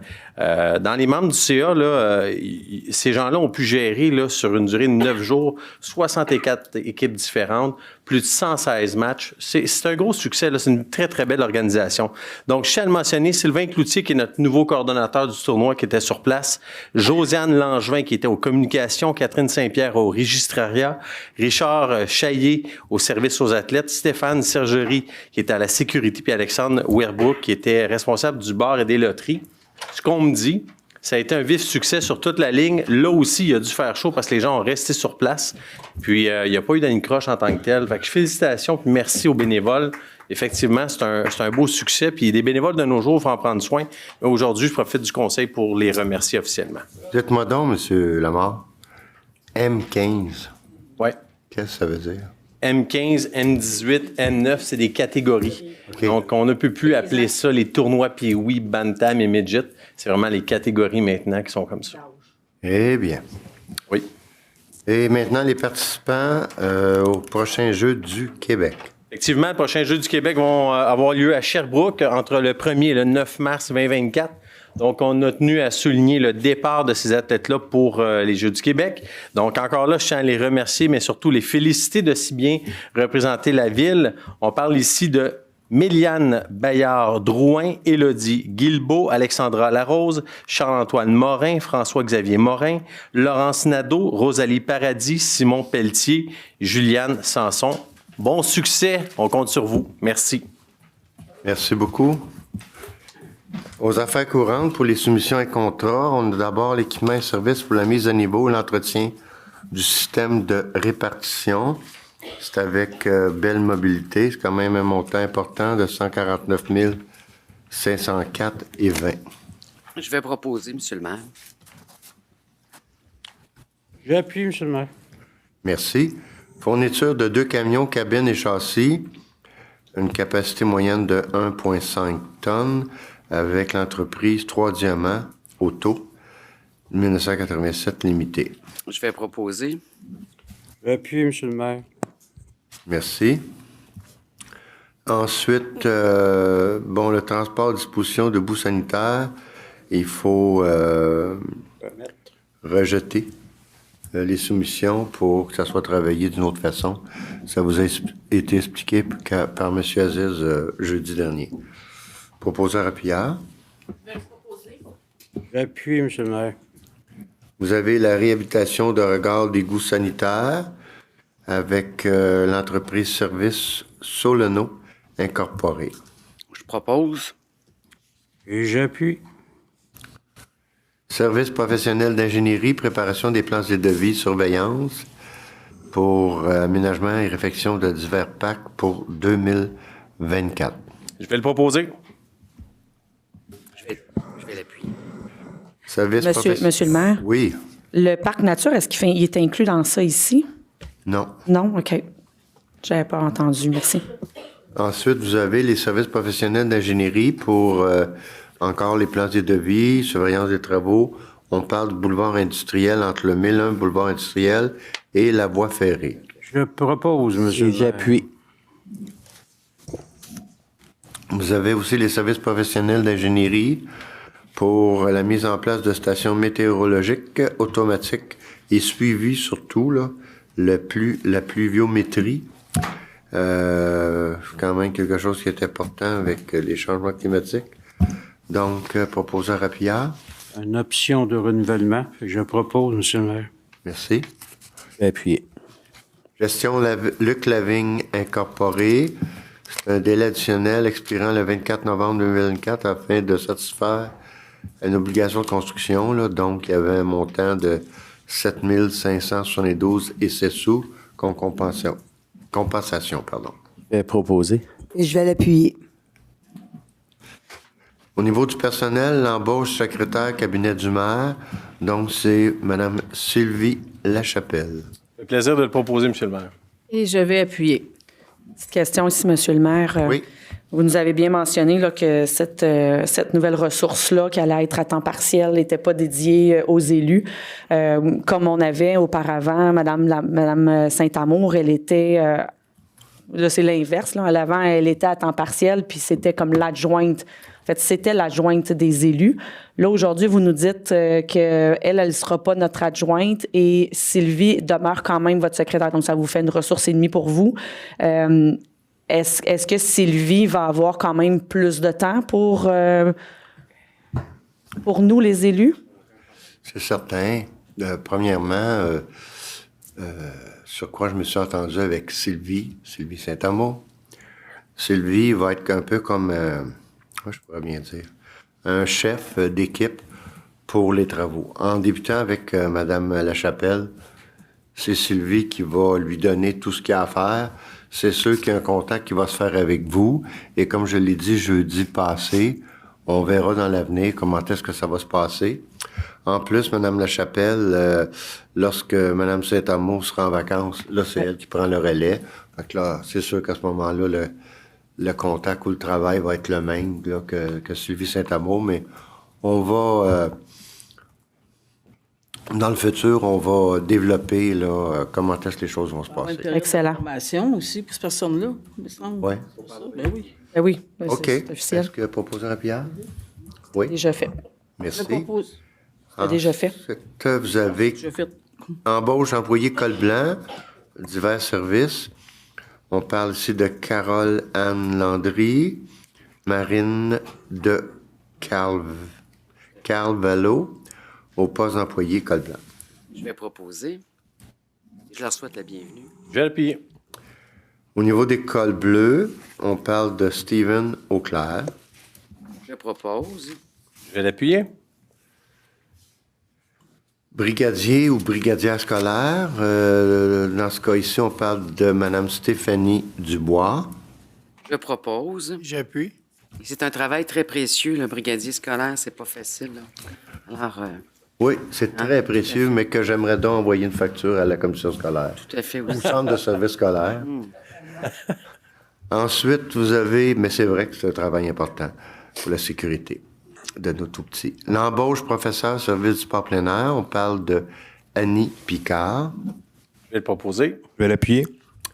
Surveillant d'activité ou surveillante, ici on parle de Charlie Maillet. Je propose. Je l'appuie. Ça complète au niveau du personnel. On arrive aux commissions et comités du conseil, commission d'administration publique, finances, ressources humaines. Pour M. Lamarre, c'est l'assemblée qui a été tenue le 17 janvier. Effectivement, donc plusieurs recommandations. Ça fait plaisir de proposer. Et je vais appuyer. En développement économique, donc, oui, il ne faut pas que je me trompe, je pense que c'était pour dépôt. C'est pour dépôt, il n'y a aucune recommandation, alors j'en fais la proposition. Je vais l'appuyer. Aménagement du territoire. Oui, pour ce procès verbal, nous avons 3 recommandations, dont 2 qui concernent de recommander d'enclencher le processus dans le but de procéder au changement de zonage dans les nouvelles zones au niveau du secteur Saint-Laurent et également au niveau du secteur Arthur-Sauvé. On comprend que c'est dans l'objectif de la refonte réglementaire. Une vision du futur. Exactement. Et la 3e recommandation, c'est suite à l'offre qui a été déposée du ministère des Transports, Mobilité durable, concernant le terrain Grande-Côte et Terrasse Lemay. Donc, on recommande naturellement d'accepter l'offre et de diriger le projet vers un appel de proposition pour occuper ce bel espace-là, Terrasse Lemay. Alors, j'en fais la proposition. Et je l'appuie. Je vais avoir une question, Monsieur le maire. Oui. C'est une question que j'ai posée quand même jeudi, là, mais je veux juste clarifier. Le point 9, là, le facteur de réduction des cases de stationnement, là, ce qui est écrit, là, c'est dans le cadre de refonte du règlement de zonage. La directrice de l'urbanisme présente les différentes modalités pour réduire le nombre de cases de stationnement sur un terrain.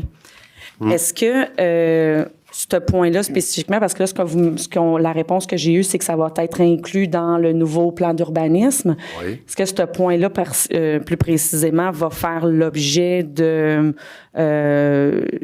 demande d'opinion envers nous, ou c'est d'emblée que ça va faire partie du plan d'urbanisme et on n'aura pas un mot à dire?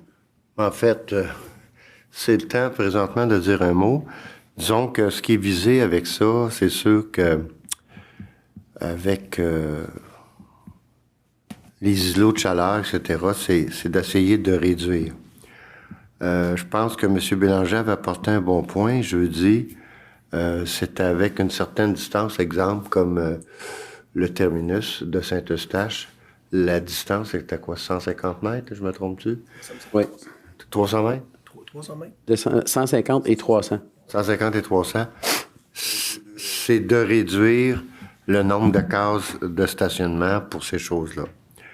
Je pense que c'est une façon d'emboîter le pas pour réduire les surfaces là, qui sont des îlots de chaleur. C'est un premier pas.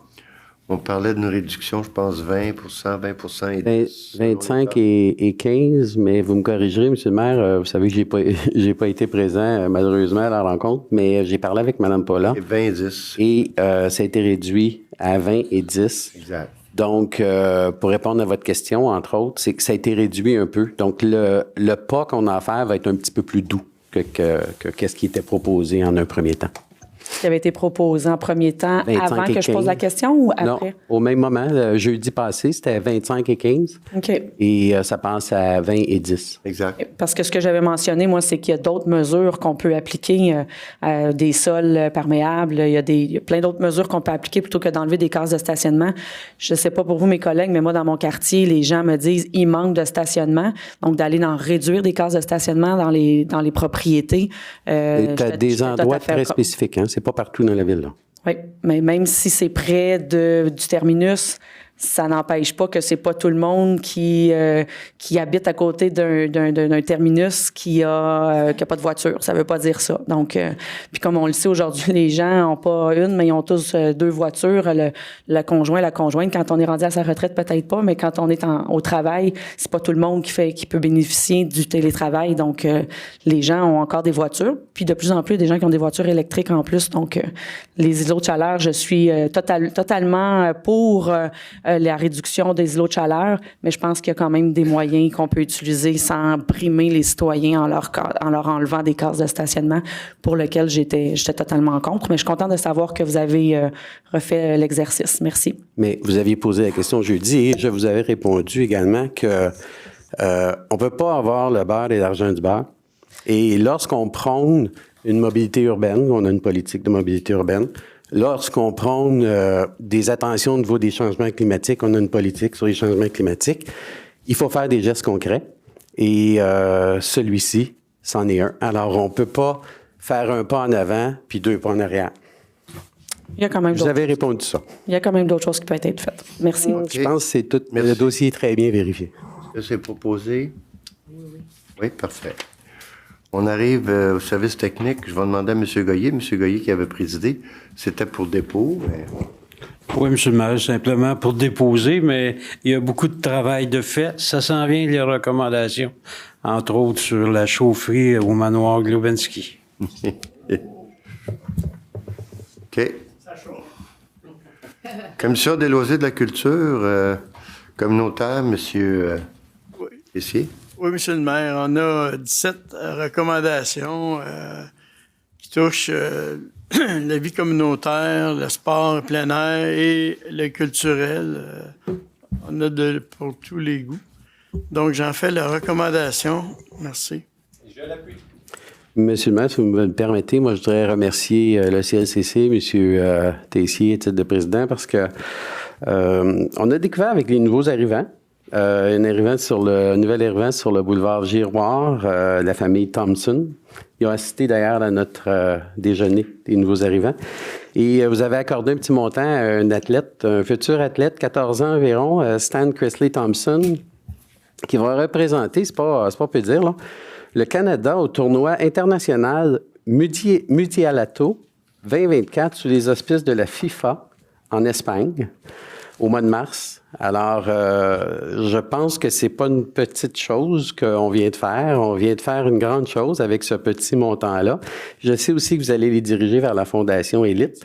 Parce que lorsqu'on a des gens de ce calibre-là, je peux présupposer, à 14 ans, s'il va représenter le Canada sous les auspices de la FIFA en Espagne, il doit avoir un potentiel dans ces jambes-là, certain. Alors, je voulais simplement vous remercier, l'équipe du CLCC. Merci. OK. Merci. Commission des biens et des sites patrimoniaux, Mme Carignan. Oui, M. le maire, c'était une soirée de toponymie ce soir-là. Donc, les membres de la commission recommandent de nommer le jardin communautaire qui sera aménagé au parc Godard de la manière suivante. Le jardin Larry Hodgson,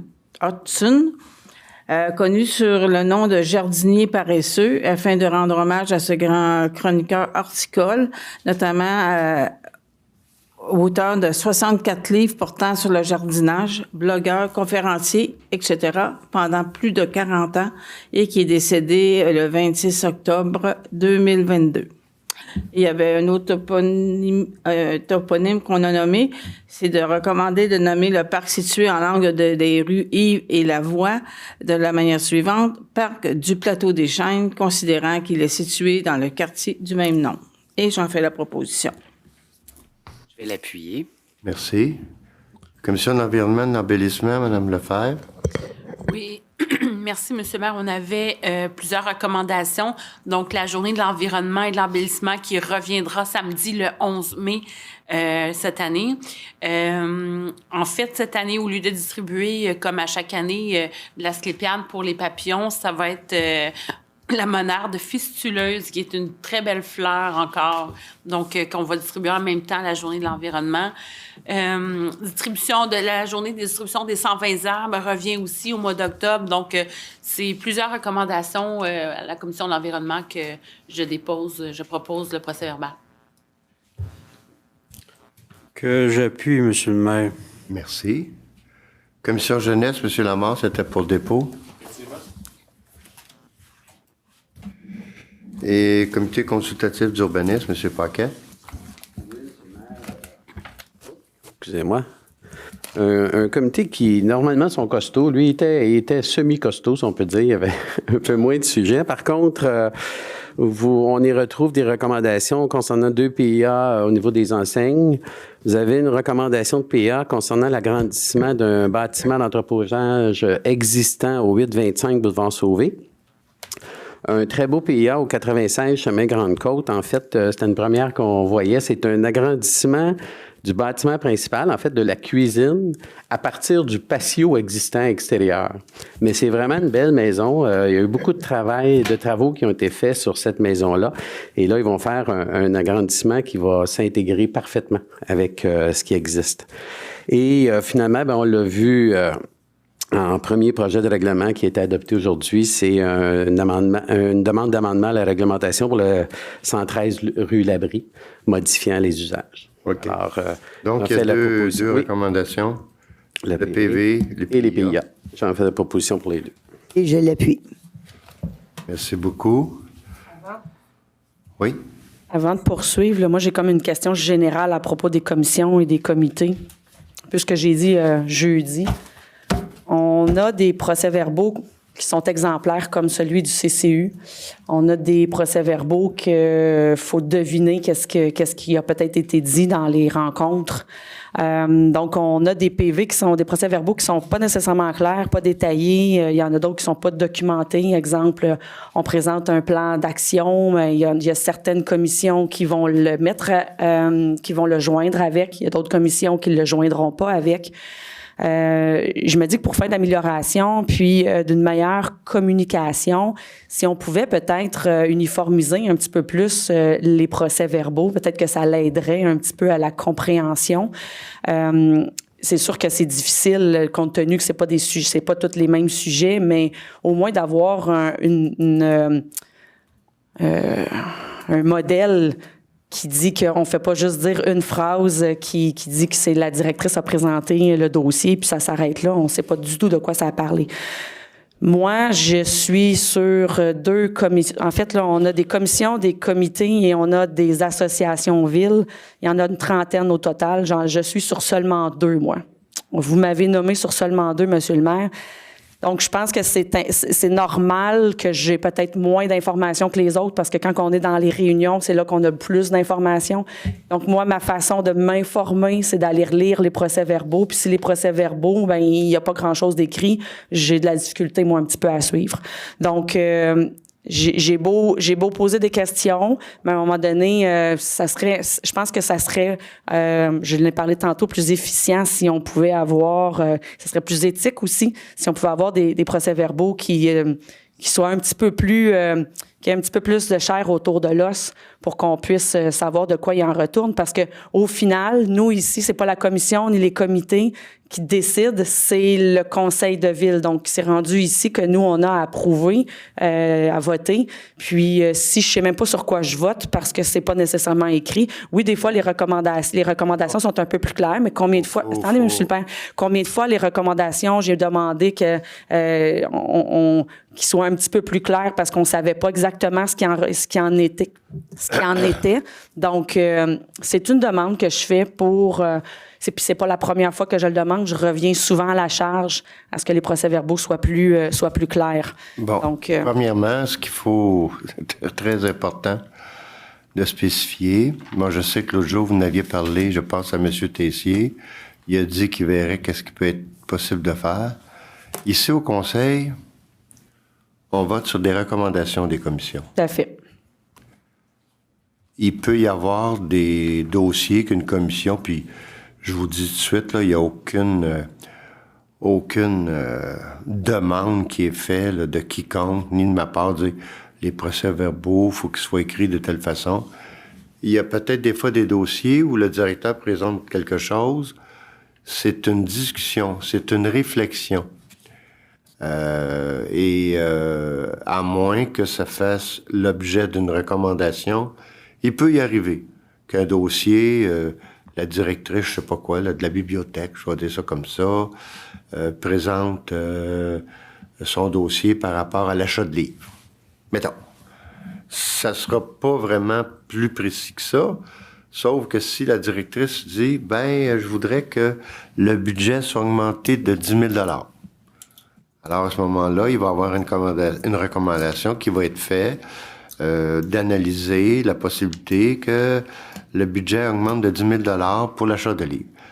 C'est comme ça. En fait, les commissions, la précision doit être par rapport aux recommandations. Je pense que... Mais c'est pas de ça que je parle. Le bon aloi, M. Tessier, a dit jeudi, qu'il verrait qu'est-ce qui pourrait peut-être être fait, mais c'est pas vrai que tout sujet ou tout dossier qui est apporté au procès-verbal, il y a nécessairement une définition ou qui va avec, là. C'est pas exactement ça, parce que le conseil se penche pas là-dessus. Puis c'est pas de l'information cachée non plus. En temps et lieu, il y aura ce qu'il faut, puis qui va aller avec une recommandation.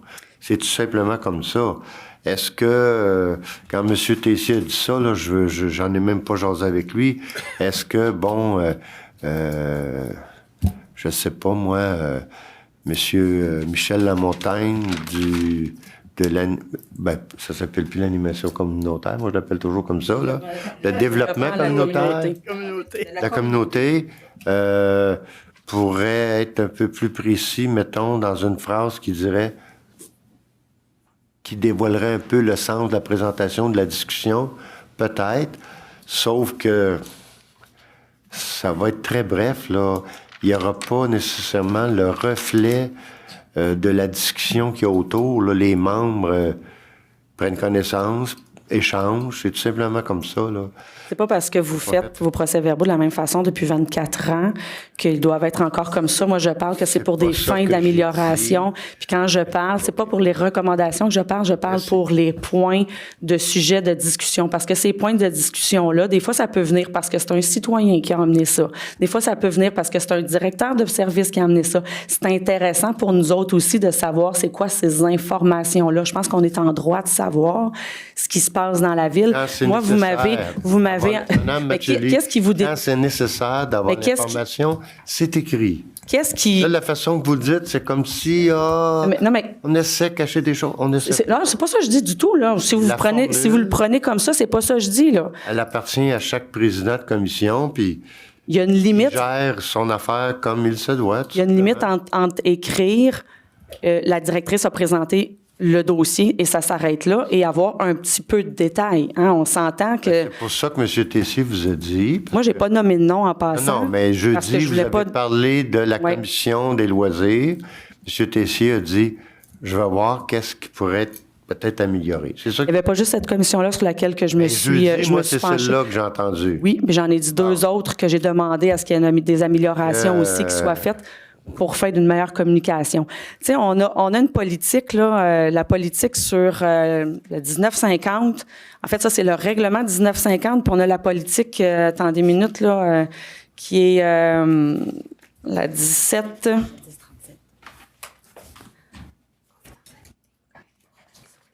La 1037. La politique sur l'organisation, le fonctionnement et les pouvoirs des commissions et comités de la ville et les règlements modifiant les commissions et les comités au conseil. Je vous avais déjà soumis, en début de ce mandat-ci, je vous avais soumis que ces deux documents-là sont archaïques et auraient lieu d'être revus considérablement. Et ça devrait faire partie, d'ailleurs, que ce soit plus clair. Oui, bien, j'ai apporté... Ça fait longtemps qu'il n'a pas été fait, puis j'ai d'ailleurs apporté plein de recommandations que vous les avez tous refusées. Vous êtes peut-être une spécialiste, puis je ne sais pas. Regardez. Après 24 ans, hein, on peut s'améliorer, Monsieur le maire. Arrêtez, c'est complètement c'est faux, ça. Donc, je demande, si c'est possible, c'est pas correct, d'avoir plus d'informations. Moi, je ne suis pas sur votre rencontre qu'avant, elle s'appelait la rencontre d'équipe, que vous avez redéfini rencontre de président et vice-présidente que vous m'avez pas nommé, donc j'ai pas le droit à siéger à cette rencontre-là. Exact. Donc, cette rencontre-là, vous partagez de l'information. Je sais que vous allez dire, vous parlez des procès-verbaux, mais vous parlez des procès-verbaux et vous vous posez des questions. Donc, vous avez des choses qui se disent que je suis pas au courant. Donc, je demande juste que j'aimerais être mis au courant. Puis, ma seule façon d'être mis au courant, c'est par des procès-verbaux. Puis, si les procès-verbaux ne reflètent pas la rencontre, ben c'est dommage parce qu'il y a un élu il y a des citoyens qui bénéficient pas de l'information qui devrait être communiquée. Je ne partage pas votre opinion, je m'excuse. Ça me surprend pas. Donc, les directeurs, on part avec la directrice du greffe et des affaires juridiques, l'acquisition de servitude pour partie du lot 2 724 241. C'est le pont des îles Yale. Oui. Donc, oui, c'est suite. Vous savez, M. Tessier, là? Oui. Moi, j'en ferai la proposition, si ça prend une proposition. L'avocat de ce groupe a dit procéder comme ça pour qu'on puisse avancer le plus vite possible pour retarder les travaux.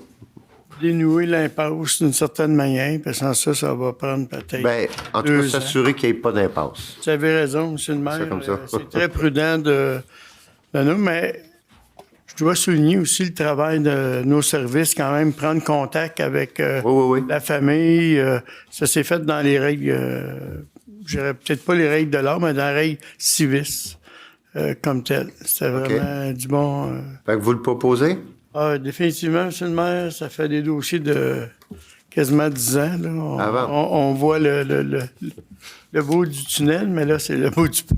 La lumière au bout du pont. Mon Dieu Seigneur, des fois, je me demande. Un appuyeur, M. Tessier? Ah ben moi, je peux bien m'appuyer, mais j'ai proposé, ouais. Je vais l'appuyer, M. Tessier. Merci. On a au niveau des célébrations de mariage, union civile, donc on parle ici de désigner... Monsieur le maire, je vais juste me retirer, si vous permettez. Pardon? Je vais juste prendre 2 secondes pour me retirer. OK.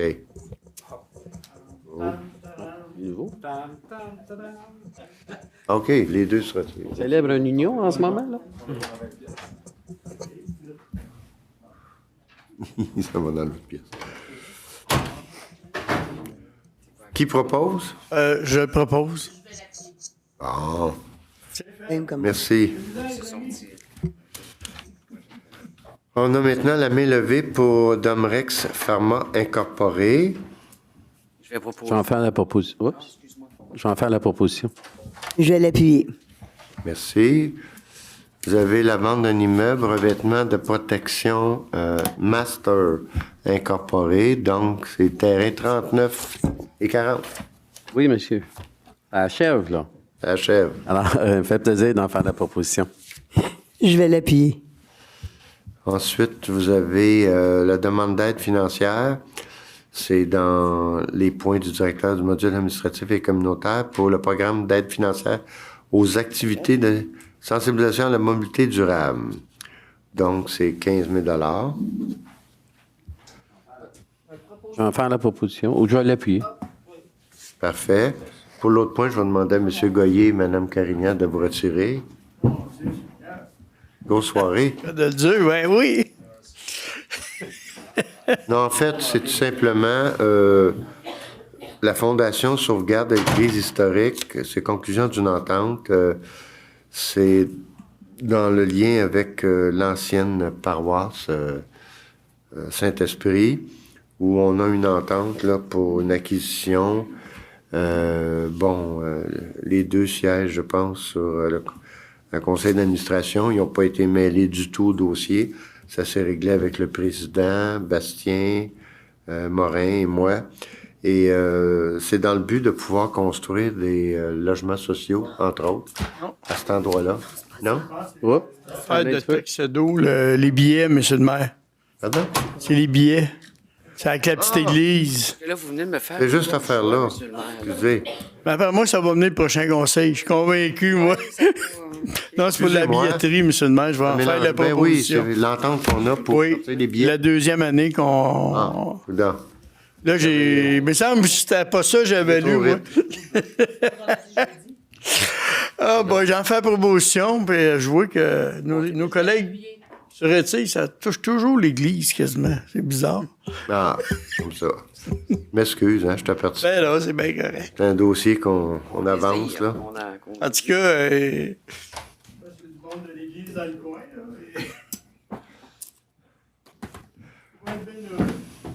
C'est mon quartier. Par la suite, vous avez Le Pin, l'entente visant à assumer la gestion, sécurité et supervision des jardins communautaires des jardinets au parc Pierre-Laporte, Yves, avec Le Pin. Oui, moi, c'est entre autres celle de Quartier des Îles, là. On parle bien du parc Godard, là, dans l'entente. Oui, aussi. C'est bien ça, hein? Oui, vous en profitez en même temps pour changer le nom exactement. OK, donc, moi, j'en fais la proposition, mais M. le maire, je voudrais vous dire quand même un remerciement là, au conseil de ville, l'ensemble du conseil, parce qu'on met de l'avant, dans le fond, un genre de politique alimentaire que les gens peuvent aller, parce que c'est notre 4e, hein? 4e dans la ville.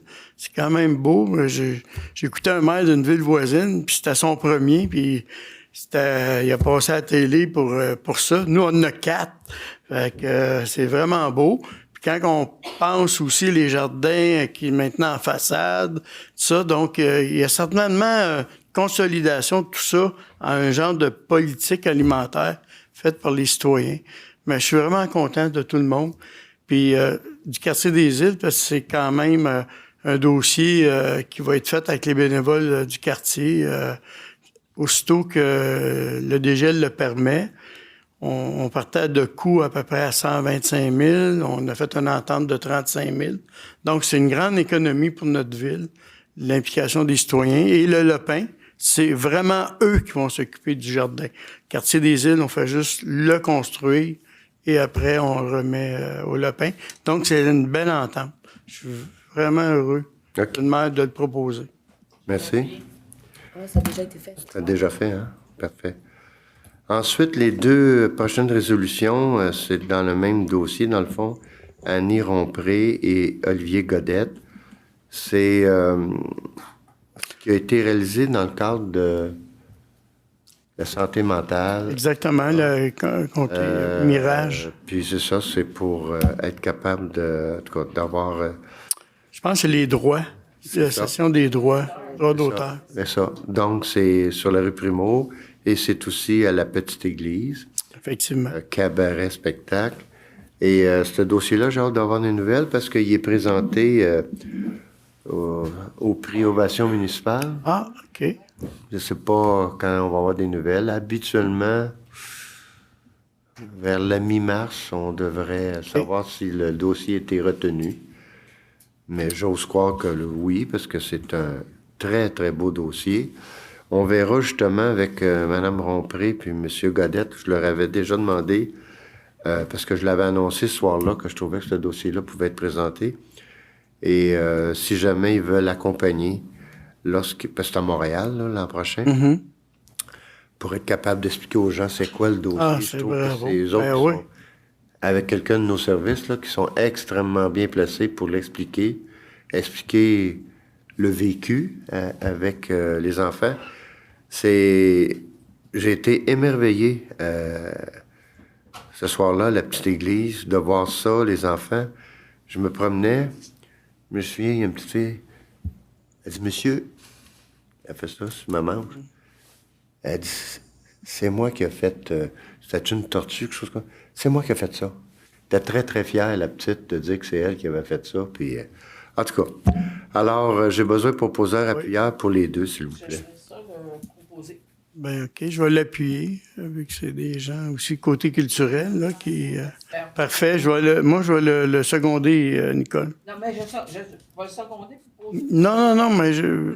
Ensemble, toi deux. Bon, parfait. Ça me fait penser à 2 jumeaux qui veulent sortir. Hein? Après vous. C'est correct. C'est correct. La greffière dit c'est correct. C'est réglé. Et finalement, Monsieur le maire, vous allez voir passer prochainement aussi, là, ces 2 professeurs-là vont être engagés pour le prochain, qui est le projet Ancrage comme tel aussi, pour le pont en dessous. Ils sont en train de négocier avec le ministère là, pour avoir les droits. Oui. Ils sont en train de faire ça. Et c'est 2 bonnes personnes. Puis il y avait les gens Trouve ta voix qui étaient là-dedans. Et j'ai écouté une partie de la voix et le professeur Trouve ta voix a été choisi par France Damour. Oui. Et c'est une Madame Damour. C'est une Madame Damour par France Damour. Exact. J'ai vu ça hier soir. J'ai vu ça moi aussi. Ah oui, j'ai dit Caroline, un beau clin d'œil pour nous autres. Très beau clin d'œil, effectivement. Merci, Monsieur le maire. Merci. C'était la période des potins. Maintenant, on a une demande d'occupation du domaine hydrique de l'État au parc Boisé des Moissons.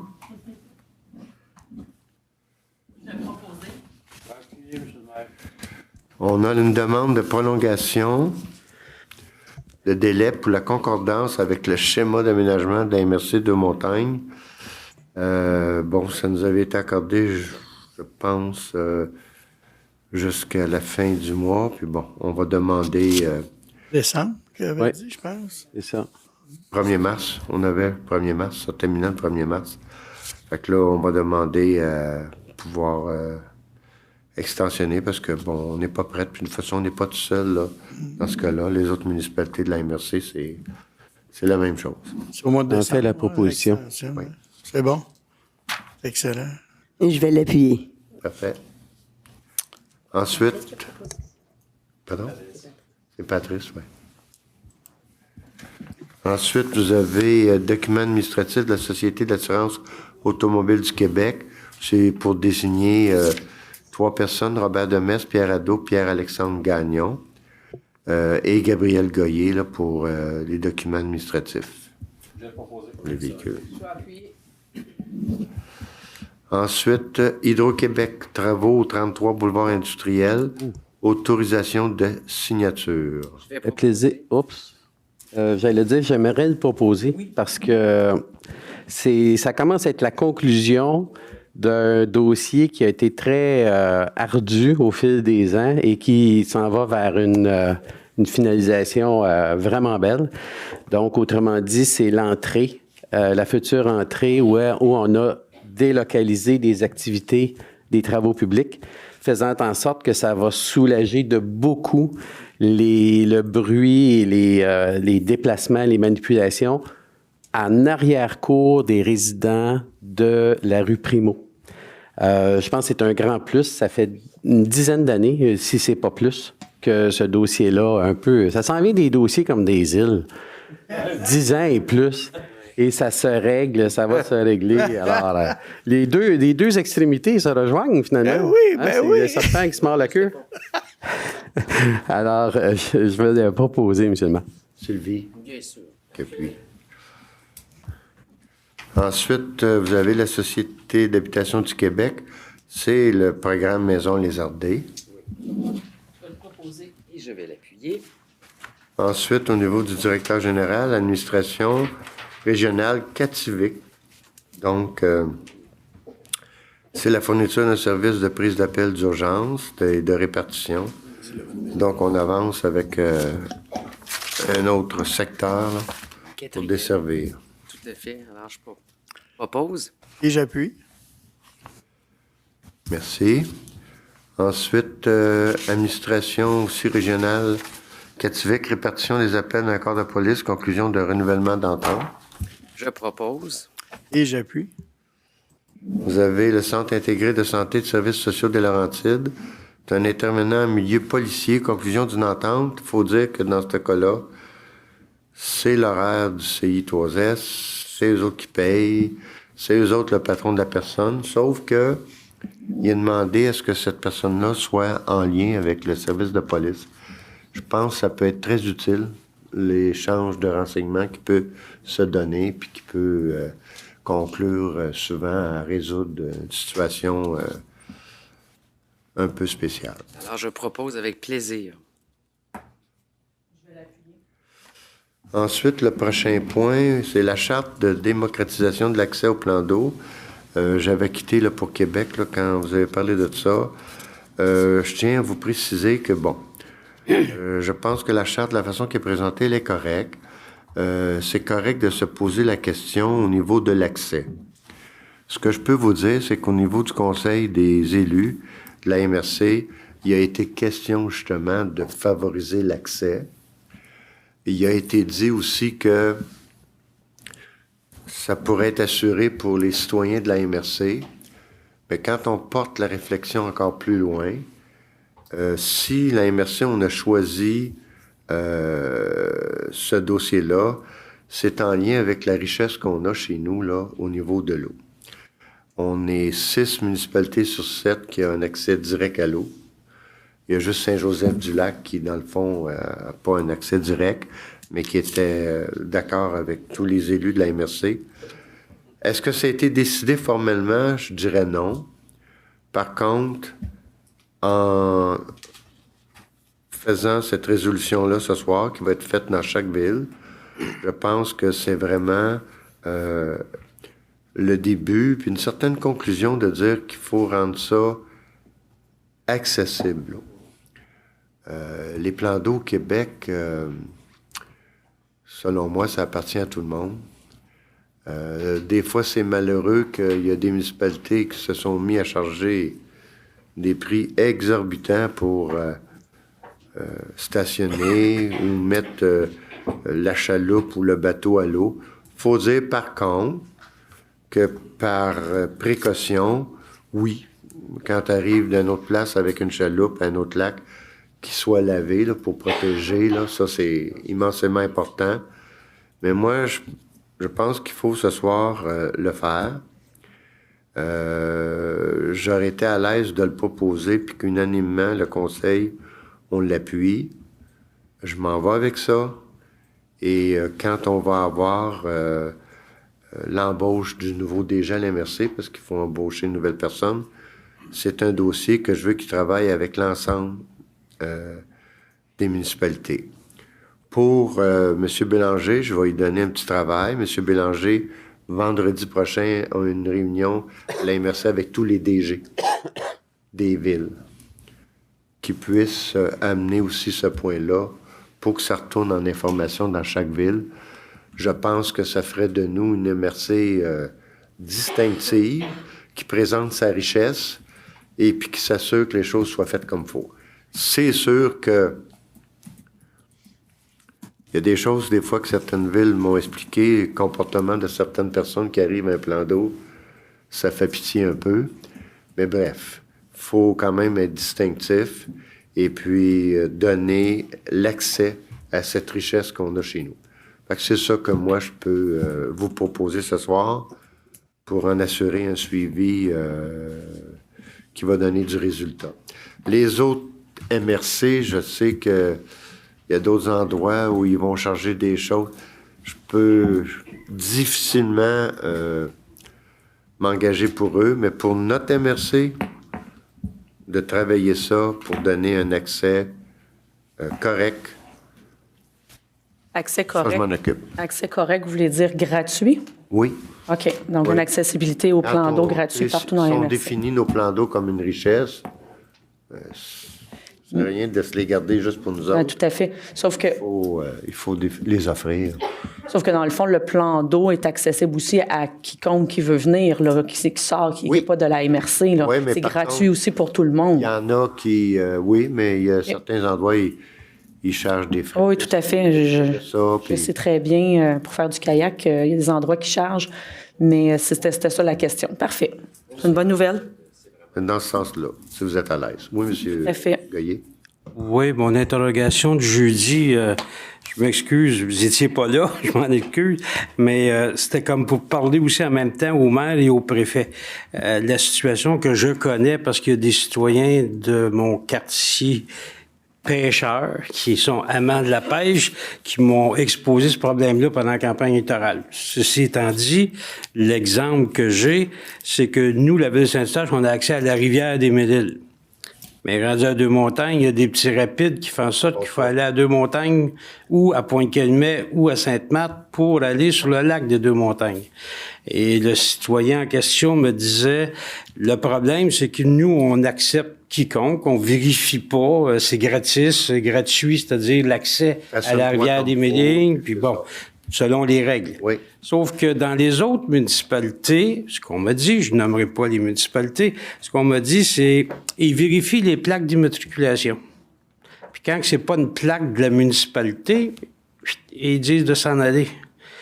Fait que quand que je vois le vœu pieux de dire l'accès au plan d'eau, c'est du gros violon, là, j'étais content de lire cette résolution-là, mais là-dedans, c'est pas clair nécessairement que c'est gratuit. C'est pas clair pour les membres de la MRC que quand ils vont signer ça, il faudrait peut-être qu'ils arrêtent de vérifier les plaques d'immatriculation, que ce soit accès à tout le monde. La charte, c'est une chose. Le règlement de chaque municipalité, c'est d'autres choses.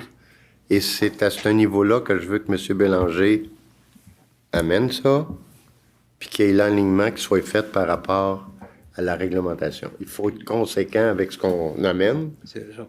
Si c'est pas ça, ça marche pas, là. Puis quand on dit accessibilité, oui, il y a des accès actuels, mais il faudrait aussi que la MRC se positionne sur les accès futurs. Moi, je prends l'exemple quand j'ai visité le parc des moissons de ma collègue, Mme Lefebvre, au-delà de la 37 ou de la 38e, 39e, là, on a eu des problèmes de gens qui allaient à la pêche à la glace puis qui stationnaient. Bon, mais c'est un immense parc vierge, c'est le résidu des terrains qu'on a pour l'usine d'épuration. Bon, c'est splendide. Mais il n'y a personne qui a accès à ça. Mais tant mieux si ça appartient à la ville. Mais il y a peut-être un terrain qu'il faudrait acquérir pour faire en sorte qu'on arrive à la décision d'avoir le plus d'accès possible à la rivière. Ouais. Donc, l'exemple que je donne, c'est l'effort de la ville de Saint-Eustache, mais il faudrait peut-être que les autres villes, avant de vendre à un promoteur un accès quelconque, il faudrait peut-être qu'ils prennent position et disent « Oui, j'ai signé ça, il faudrait que j'aille plus d'accès à l'eau. » Ouais. Je veux pas faire le prêtre là-dedans, là, mais il en demeure pas moins que j'ai des exemples là, dans ma tête que c'est un vœu d'une chape. Mais il faudrait qu'il y ait une application bien concrète. Le message est bien reçu. D'accord, M. le Préfet. Fait que si vous êtes à l'aise, je le propose, puis on l'adopte unanimement. Oui, merci. On a les rapports de construction pour le mois de janvier. Vous êtes sûrement aussi content que moi, M. le maire. Hein? Oui. Mérite 6 mois de vacances, ça, là. Oui. Non, écoutez, c'est plaisant de le dire à la population. Le mois de janvier termine avec des permis émis pour une valeur de 44,7 millions, comparativement à 2 millions l'année dernière, mais il faut le mentionner. Pourquoi? C'est un dossier important d'une école dans le quartier Plateau des Chênes, qui a finalement pris son permis parce que ça fait 1 an et demi que le dossier est enclenché, mais il y a toute une question de localisation, délocalisation d'élèves, puis tout ça. Puis il y avait bien des travaux préliminaires à faire.